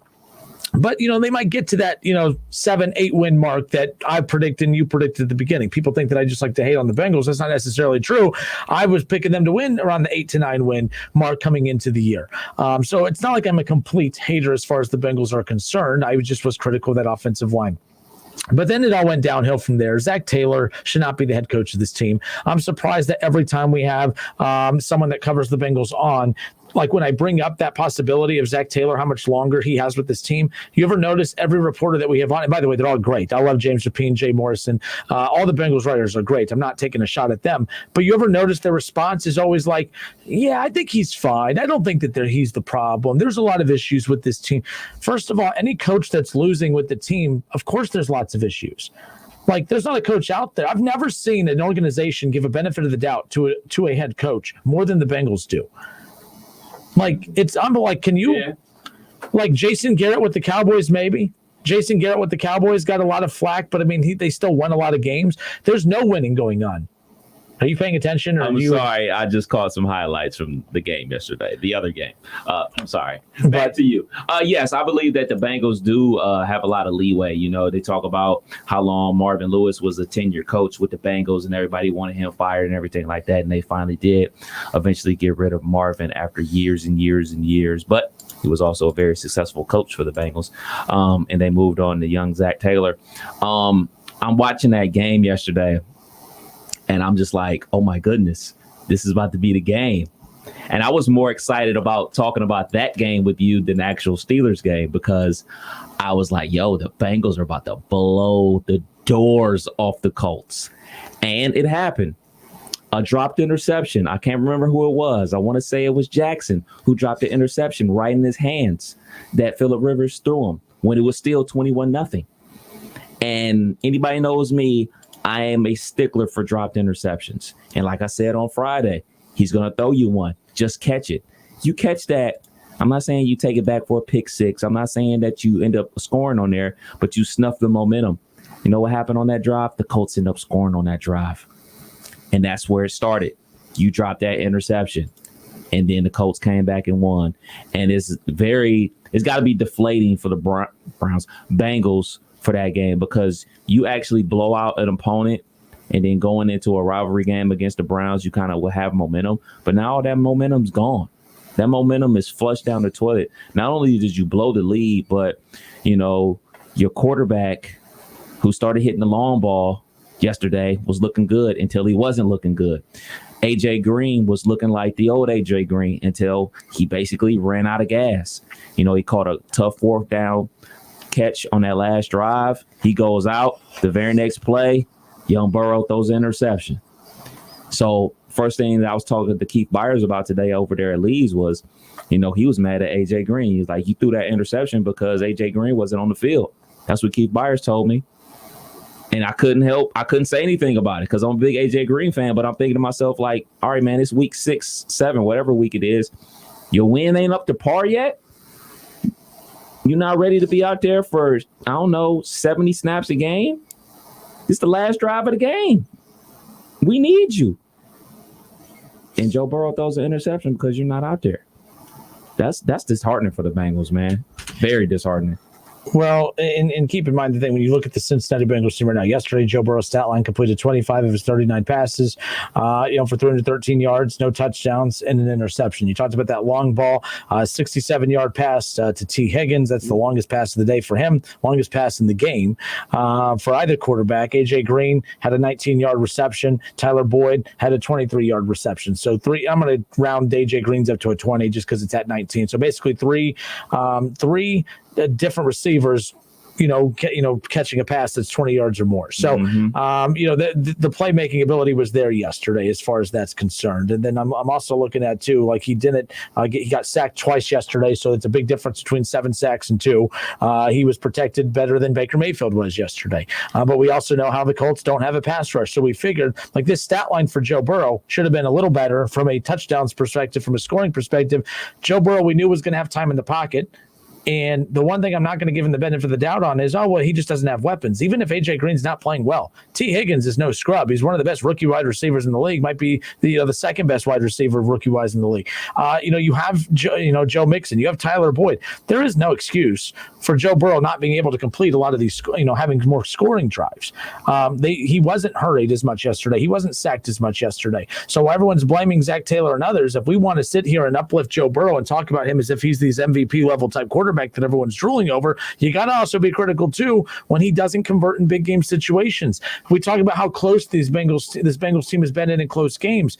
Well, how many opportunities has Burrow had to be able to have those big time moments of, clutch performances of being able to lead your team to victory? People talk about that week 1 or the missed field goal. Well, it don't matter. The point is you lost. I said people making excuses for him earlier. Talking about I'm surprised he still have a job. Randy Bullock. He missed field goals yesterday as well.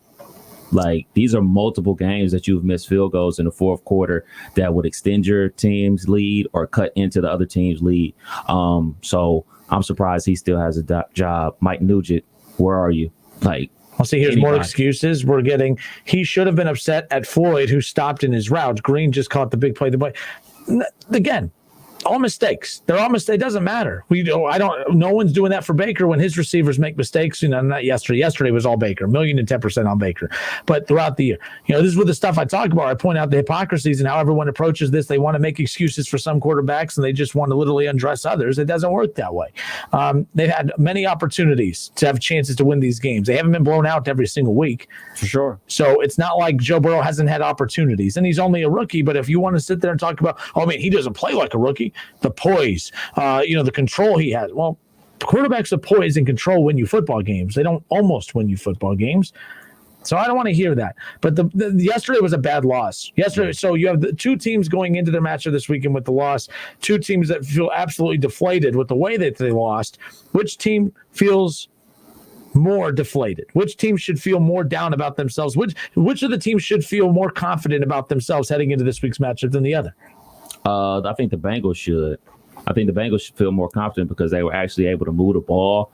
The Browns I think their confidence is more shaken because of how they had a winning streak, and a lot of was put on this game. This was a statement game for the Cleveland Browns versus the Pittsburgh Steelers to say, hey, we're here to play too. We're not the doormat that we used to be and everything like that. And people look at the Browns as a playoff contender. Nobody's looking at the Bengals as a playoff contender. They're looking at them as a building up to be a playoff contender maybe next year. So I think the Bengals are more confident going into the game, not necessarily meaning they're going to win the game, but I think that they should have more confidence going into this game versus the Browns.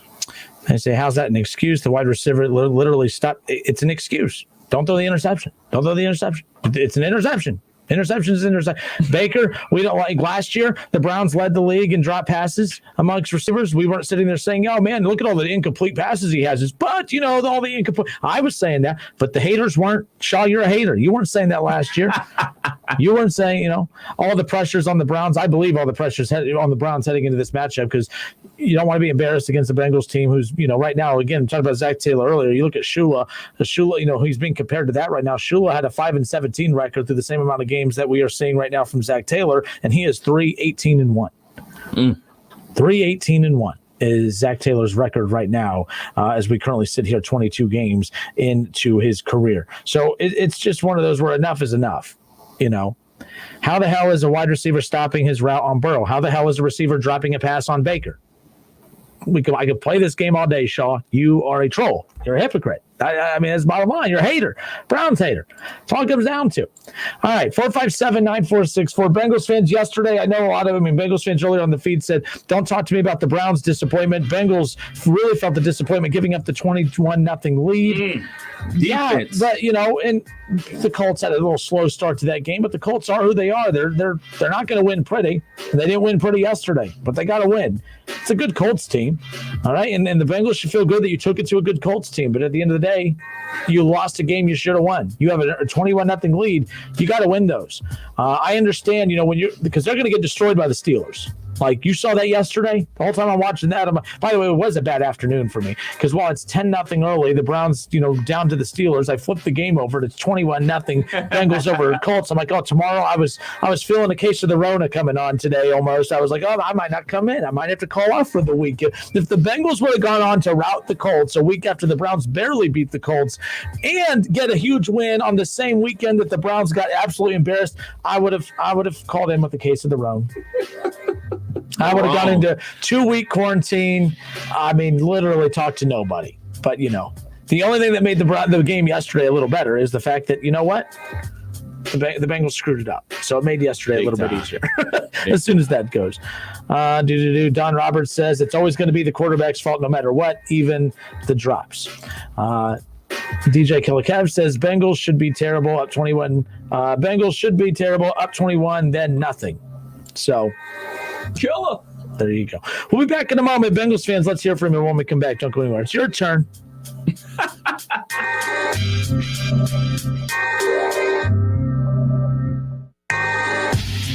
look, it's the Justin Kinner Show with Kev Nash. We've been expecting you. Right here on 1410 ESPN Radio. ESPN 1410 Wing AM weather. This afternoon will be cloudy with showers, a high near 53. Tonight, showers continue with a low around 48. And tomorrow will be cloudy with a chance of showers, a high near 63. I'm Pete Spivak for 1410 ESPN Radio. Weather brought to you by Cullet Seal Coating, protecting the asphalt surfaces around your home, office, or commercial property. Crack filling, asphalt sealing, and parking lot striping. Find us at culletsealcoating.com. Welcome to another Fantastic Four golf hole experience with the Buy Golf for Half Bogey Boys. Me and the boys are in Springfield, Ohio today. We're playing Windy Knoll, an extremely well-maintained course known as Central Ohio's premier link-style golf course. We're getting ready to tee off at the 9th hole. It's a par 5 and the longest hole on the course. They say you can get on the green in 2 with the wind at your back, but I'll feel good if I could just stay in the fairway and avoid the dangerous mounds on my right. I'm off the tee in good shape, but my second shot drifts left toward the water. I land short, and it takes 2 shots for me to to get up in front of the green. This is a big green, and I need 3 putts to get in for a double bogey. Not my best hole, but definitely one of my favorite golf courses. If you're looking for a unique and truly enjoyable golf experience, you have to come out and play Windy Knoll. Stay tuned for more Fantastic Four golf hole experiences with the Buy Golf for Half Bogey Boys. See you at the next hole. Visit buygolfforhalf.com for half-price golf packages from Windy Knoll and other great local golf courses around the Miami Valley. Hey y'all, it's Blake Shelton, and I'm so excited for the new season of The Voice. Gwen is back, and I want to make sure that her trailer's okay. It's probably not as nice as mine, but holy, this place is huge. Gwen! Sorry, I couldn't hear you back at the pool. You have a pool? Over by the petting zoo and the churro station. I thought I smelled churros. Gwen Stefani returns on the premiere of The Voice. Blind auditions begin tonight on NBC. O'Reilly. This is Derek's O'Reilly Auto Parts story. After the third time jump-starting my car, I finally realized my battery was dying. So I stopped by O'Reilly to have it checked. They tested it right there in the parking lot. It was bad, real bad. But they helped me find the right battery for my car and even installed it for free. Now my car starts like new. O'Reilly Auto Parts. At Sport Clips Haircuts, we're on a mission to help veterans with their education through the VFW Sport Clips Help a Hero Scholarship Program. Through generous donations from people like you, we've raised $8 million and awarded 1,750 scholarships to deserving veterans across the country. And on Veterans Day, November 11th, Sport Clips will donate an additional $1 for every haircut we give. Help us continue this honorable mission. Visit Sport Clips today and help a hero. It's time for Straight Talk, just like football. You want the best coverage with your wireless network without your wallet taking a hit? Straight Talk Wireless gives you the same nationwide coverage as the big carriers, America's best networks, for up to 50% less. Just $45 a month for 25 gigs of high-speed data than 2G with an unlimited plan. No contract, no mystery fees. Don't get sidelined by weak protection. Get Straight Talk Wireless. Savings may vary. See terms and conditions at straighttalk.com. The Hustler Power October Super Event is going on now at Small Engine Service Pros in New Carlisle. Purchase a Hustler X1, Super S, Super Z, or Super Z Hyperdrive in October, and you'll receive 20% off MSRP. Visit Small Engine Service Pros and ask them to apply the Super Event promotion for 20% off. Fleet customers receive up to 32% off. Visit hustlerturf.com. Valid through October 31st, 2020. Some exclusions apply. See dealer for details. Small Engine Service Pros, 2030 North Dayton Lakeview Road, New Carlisle. When you're stressed, you just don't feel like yourself. New Natrol Relaxia, a full line of drug-free supplements to help you manage occasional stress and anxiety. A special blend of herbals keeps you feeling calm and balanced throughout the day. Because when there's less stress, there's more you. Try new Natrol Relaxia. Learn more at relaxiamood.com. These statements have not been evaluated by the Food and Drug Administration. This product is not intended to diagnose, treat, cure, or prevent any disease. Walgreens has always been there to help make your healthcare easier. From making sure you have the prescriptions you need to answering any questions you have about them. Now, the question is whether you have the right Medicare plan. And we're here to help make that easier too. Walgreens can save you money and peace of mind with copays as low as $0. Visit walgreens.com/Medicare today to see how. Walgreens.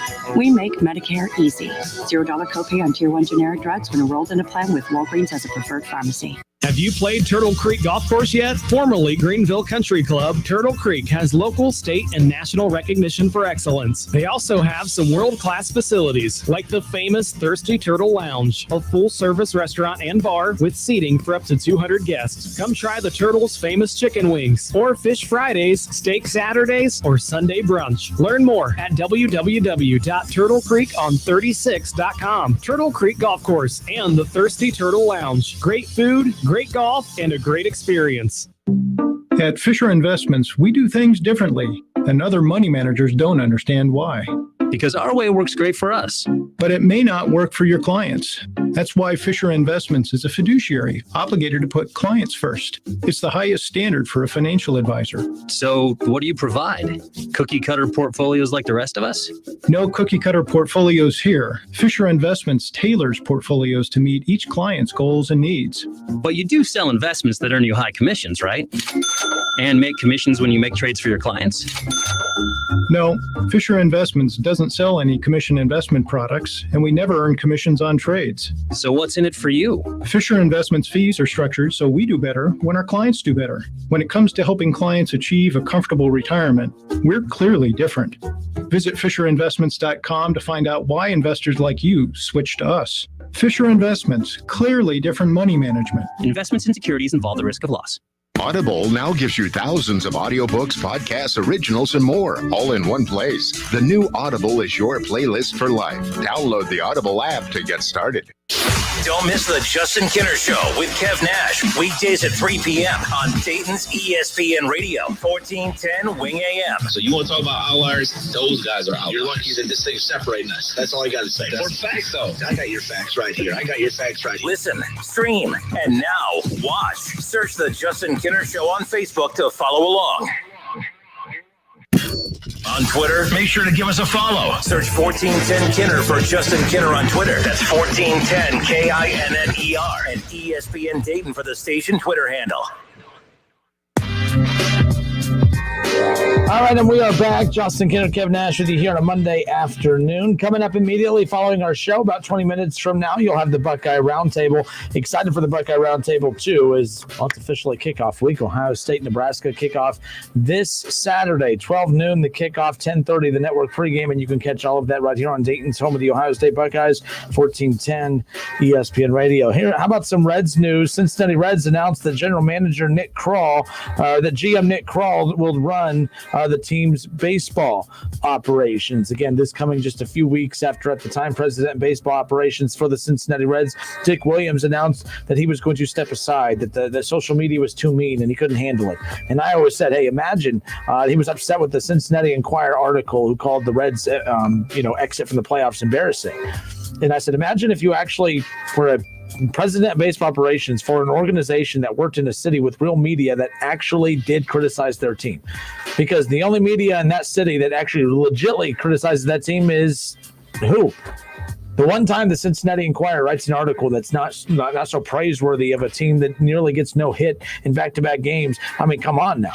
Actually, it wasn't no hit. The Reds had plenty of hits. They had no runs. As far as that's concerned. But that is interesting. Nick Krall. I like Nick Krall. I've had him on the show a few times. Good guy. I don't really have a problem with the Reds front office. The only problem with the Reds front office I have is their constant love affair that they have with David Bell, who they continue to praise, although can't argue the fact that he led them to the playoffs. But in a year that it wasn't a true year, we'll see how much weight that carries, especially next year if the Reds are not able to keep Trevor Bauer and what the kind of offseason moves that they will make. So Nick Krall, he's going to have a lot of big decisions to make this coming up offseason, including how aggressive they're going to be in pursuing Trevor Bauer, as well as addressing that offense, because although on paper the offense looks good, there still are reports out that of maybe the Reds having enough firepower in-house to maybe get a Francisco Lindor deal done. But again, if you do that, are you going to have enough money in-house to be able to keep him long-term? And especially the money that he's going to be asking about. Speaking of money, tonight, the World Series is going to be getting underway. That'll feature the Tampa Bay Rays and the LA Dodgers. The Dodgers squeaking by the Atlanta Braves in Game 7 of course, the National League Championship Series. There punches their ticket back to the World Series. The Dodgers always winning divisions, always getting in the playoffs, always making World Series runs, but they can never get the job done. Will they get it done against this Rays team? That's going to be tough. It's going to be a tough stretch for them. This Rays team is tough to figure out. We know how good they are, but they don't have a lot of those sexy names on the roster. I found this ESPN put out this little graphic earlier today that I thought was interesting. If you look at the salaries for both the Dodgers and the Tampa Bay Rays, if you combine the salaries of Clayton Kershaw and Mookie Betts just for the 2020 season, the salary for Clayton Kershaw and Mookie Betts rounds up to $26 million. And that's just two players. Clayton Kershaw, Mookie Betts, you combine those two players only, their roster on the roster, you combine both of their contracts, it equals $26 million. You combine the entire Rays roster, they make $28 million. Kev, the team as a whole makes $2 million more than only two of the players combined on the Dodgers and Clay Kershaw and Mookie Betts. How about that? I love those kind of stat lines too. It always kind of debunks the small ball mentality. But again, it's tough to build a World Series team if you don't have a good farm system. Like the Reds, I don't like their farm system. They've improved it, but it's not good enough to put them in position to be the Tampa Bay Rays. So when people say, well, look at the Rays. If they could do it, the Reds can do it. Well, maybe not. Maybe the Reds aren't structured the way the Rays are. The Reds don't have the scouts, and the Reds have good scouts. They don't have great scouts. They don't have a good farm system. If they ever do want to get to the Rays level, it's going to take some time. That's not one of those things that you just make a changing sweep in the offseason, and the next thing you know, boom, everything's better. There's a lot that can change, that needs to change in Cincinnati as far as that's concerned. As far as that goes. As far as the Browns are concerned, heading into this weekend, Kevin Stefanski, he was commenting after the game and said earlier today to the media that if Baker Mayfield is healthy, he will be the Browns starter against the Bengals coming up this weekend. You tell me. You're showing off your mask and you're showing off how not to wear it live on camera. It's a chin guard. How do I sound? It's a chin guard. How do I sound? You sound muffled. Okay. You sound muffled. How do I sound now? There you go. You sound like you're not that you're not considering other people's safety. You sound. How do you feel about that, Baker? About it's the Bengals. They'll be fine. Oh, there it is. Look, the Bengals defensive line. It's not the Pittsburgh Steelers, and it's not the Pittsburgh Steelers defense. Look, no Reader. He's out for the year. That's one of their better offseason acquisitions in the offseason. We'll see. That's not good. The way the Bengals performed yesterday was not good at all. One more thing about the Bengals: who do you fault more, the offense for stop scoring points, or the defense for basically giving up the game? There's a lot on there. By the way, if I had to prioritize who I'm going to blame, Burrow's at the bottom. Look, I can put that on Burrow. Burrow did his part. He throws for 300-plus yards. I do believe he needed to, you do need to step up and cap off some scoring drives. He has no it sounds like I'm beating up on him now. He has no excuses. You have weapons around you. You have Joe Mixon. I don't care if Joe Mixon's not performing. He did not perform yesterday, but it's the point that it doesn't matter if they don't perform or not. They didn't perform, and you have weapons, and you're not getting it done. That's a problem. But this is on Zach Taylor. This team, how do you lose a team's motivation? How do you lose your team's drive and motivation when you're up 21-0? It's up to a coach for a young quarterback and a young quarterback-led offense. It's up to Zach Taylor to keep that team motivated and going. And don't tell me that it's all on the defense. The defense gave up a 21-0 lead, but let's be clear. The defense did what the defense was supposed to yesterday because they are who they are. They're not good. The offense, you should have been able to keep that lead. If you get a 21-0 lead on any team in the NFL, I guarantee you win 9 of every 10 of those, and you should win 10 of every 10, right, Kev? 21-0 lead, unless you're the Falcons. See, back in the day, when we played video games, we played Madden. We used to play the 21 rule. If you get down 21, you got to give up the sticks. But I just think in today's NFL, 21-point lead isn't what it used to be. Especially, it was a 21-point lead in the first quarter.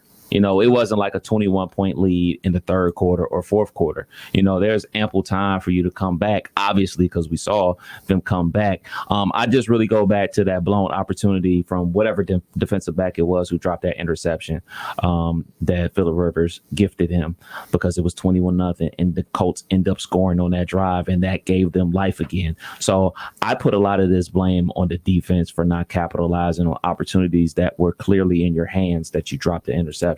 Like I said, doesn't mean that you're going to take it back for a pick six and make it 28-0. Doesn't mean that, the offense is going to go down there and score a touchdown and make it 21-0. But when you drop interceptions, you basically give them second life. And then when you give a quarterback, I rag on Phillip Rivers because he isn't what he used to be. But if you give a guy with that much moxie and that much NFL experience, he's going to capitalize, and he did on that drive, and then ultimately that snowballed into the Colts winning the game. I put a ton of blame on the defense for not coming through in the clutch, man. You have plenty of opportunities to stop them and get that interception early in the game. All right, 457-9464. Who do you blame more for that game yesterday as far as that's concerned for the Cincinnati Bengals? The other thing I look at, too, the Bengals gave up about 25 points a game, Kev, 26. That's why I'm saying they did that's who they are. That's what they give up. They carried their end. And it's not, the Bengals are capable of putting up a lot of points. And they did early, 21-0. They jumped on them early. and couldn't close it out. Right now, the live NFL action, you have the Chiefs and the Bills. The Chiefs have a 7-3 lead over the Bills. The Bills jumped out to a 3-0 lead early. Keep in mind, the Bills kind of got exposed last week. I think a lot of people kind of have soured on them a bit after they kind of got punched in the mouth last week against the Titans. The Titans got a big win only 4 days after getting the big win against the Bills on Tuesday Night Football. And the Bills come out and fire first against the Chiefs. But, of course, the explosive Chiefs offense, they respond as well. And the Chiefs, 4-1 after losing to the Raiders. And they jump out early. And, of course, they're confident, too. They just had Le'Veon Bell to this offensive attack. He's not playing today, correct? I don't think so. I don't think he just tweeted out, I can't wait with a little heart emoji. So I don't think he's playing in tonight's game as far as that's concerned. If he was playing tonight, man, he's super smart to learn a whole new offense in 2 days. Well, just tell him I'm going to put the ball in your belly and run. How about that? Can you do that? Can you handle that? And by the way, if they dumbed it down and said, just run the ball the whole time, you know what? It's still probably more complex than what he was doing with the Jets, as far as that's concerned. Yeah. All right. It's the Justin Kinner Show live with Kev Nash. As we talked about, we do have the Buckeye Roundtable Show coming up here at 6 o'clock, and we'll get to that coming up here in just a moment. More of the Justin Kinner Show with Kev Nash when we come back. Don't go anywhere.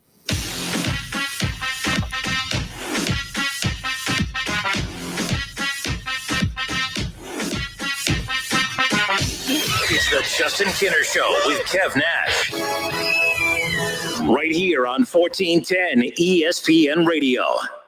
Welcome to another Fantastic Four golf hole experience with the Buy Golf for Half Bogey Boys. Me and the boys are in Miamisburg, Ohio today at the classic Arthur Hills Design Pipestone Golf Club. Pipestone is one of the most popular courses in the Miami Valley, and it's in fantastic condition. It's a beautiful golf course. We're at the tee on the 6th hole. It's a par 5 and one of the most beautiful holes in the entire course. You need to come out to Pipestone and see it for yourself. Unfortunately for me, though, there is trouble all over this hole, and I'm in it. When I finally see the fairway, I have a downhill lie, and I'm staring at an elevated green. I'm not up to the task, though, unfortunately. 3 shots later, I'm in the cup with a double bogey 7. No reason to be upset, though. I mean, there's another beautiful and challenging golf hole ahead. You should get your pals together, book a tee time, and come out and play Pipestone. Stay tuned for more Fantastic Four golf hole experiences with the Buy Golf for Half Bogey Boys. See you at the next hole. Visit buygolfforhalf.com for half-price golf packages from Pipestone and other great local golf courses around the Miami Valley. Allstate now has deeper savings, and deeper savings require deep thoughts and a deep voice, like mine. Save for being a new customer. Save more for adding DriveWise, and save even more for driving safely. Visit Allstate.com or contact your local agent for a quote today. As someone once said, saving today is money tomorrow. That's deep. Not available in every state. New customer savings based on early signing discount. DriveWise is an optional feature. Savings vary based on how you buy. Subject to terms and conditions. Allstate Fire and Casualty Insurance Company and affiliates, Northbrook, Illinois. Get in the zone, AutoZone. Welcome to AutoZone. What are you working on today? Picking up an online order? No problem. It'll just be a moment. You know, we've got more convenient ways to shop besides our same-day store pickup. You can also shop from your car with our free curbside pickup. Or you can even shop completely from home with our free next-day delivery. Just order by 10 p.m. on AutoZone.com. Getting the job done just got easier. Free next-day delivery on eligible orders. Restrictions at AutoZone.com. Get in the zone, AutoZone. Welcome to another Fantastic Four golf hole experience with the Buy Golf for Half Bogey Boys. We're in Greenville, Ohio today playing beautiful Turtle Creek Golf Club. This course was recently rated the 4th best public golf course in the state of Ohio. I'm standing on the tee at the 5th hole. This par 4, well, it's considered the toughest hole on the front 9, and while I can definitely see why after looking around, there are trees all around you, and you have to reach an elevated fairway with your drive, or it's impossible to even see the green. Well, I find the rough off the tee and have to punch out with my next shot. My third shot gets me up the fairway in position to reach the green. Laying 3, I finally hit a good shot and land 6 feet from the hole and putt in. Listen, I'll take a bogey on this hole absolutely any day of the week. If you are looking for great golf courses to play around the Miami Valley, you have to go play this course. Get your pals together, book a tee time, and come out and play Turtle Creek. Stay tuned for more Fantastic Four golf hole experiences. See you at the next hole. Visit buygolfforhalf.com for half-price golf packages from Turtle Creek and other great local golf courses around the Miami Valley.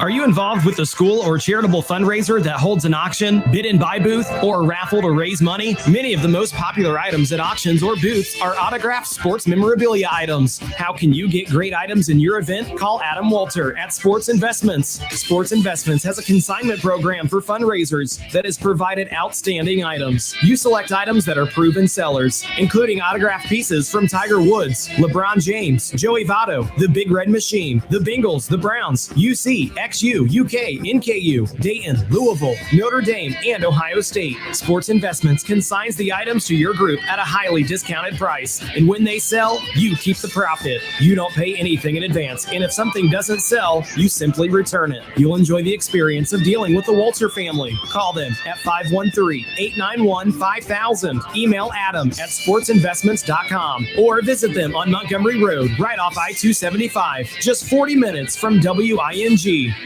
When I say Central Ohio's premier link-style golf course, what do you think of? It should be Windy Knoll Golf Club in Springfield. What used to be a world-class horse farm is now a stunning link-style golf course, complete with full-size steel horse sculptures and black rail fencing all around the course. And it's open to the public. Windy Knoll offers a challenge to golfers of all levels. Outstanding course conditions add to a truly exceptional golf experience. Get your friends together and come out and play at Windy Knoll Golf Club in Springfield.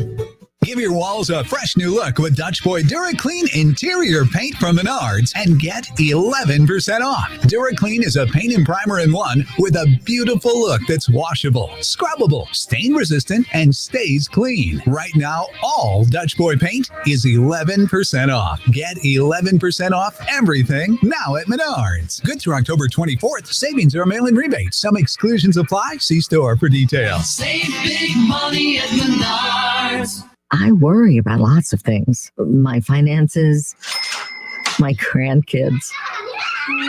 If you're 65 or older, you have enough things to worry about. Pneumococcal pneumonia shouldn't be one of them. Even healthy adults 65 and older are at increased risk for this potentially serious bacterial lung disease that can disrupt your life for weeks. Help protect yourself with the Prevnar 13 pneumococcal 13-valent conjugate vaccine, diphtheria CRM 197 protein. Prevnar 13 is approved for adults to help prevent infections from 13 strains of the bacteria that cause pneumococcal pneumonia. Prevnar 13 does not protect against all strains of the disease. Don't get Prevnar 13 if you have had a severe allergic reaction to the vaccine or its ingredients. Adults with a weakened immune system may have a lower response to the vaccine. The most commonly reported side effect was pain at the injection site. For additional common side effects and full prescribing information, please call 1-866-694-9300 or visit Prevnar13.com. Ask your doctor or pharmacist about Prevnar 13. Staples helps your business go big with everything you need at amazing prices. From office essentials like paper and ink to health essentials like masks and sanitizer. Save big at Staples. Buckeye fans, the season is finally here. No, for real this time. ESPN 1410 Wing AM is Dayton's home of the Ohio State Buckeyes. Join us for the season opener on Saturday, October 24th, when Ohio State welcomes in Nebraska. Every tackle, every touchdown, and every Buckeyes win. Right here on 1410 ESPN Radio. Whether you're at home, at work, or in your car, tune in to ESPN 1410 Wing AM or stream us live at wingam.com.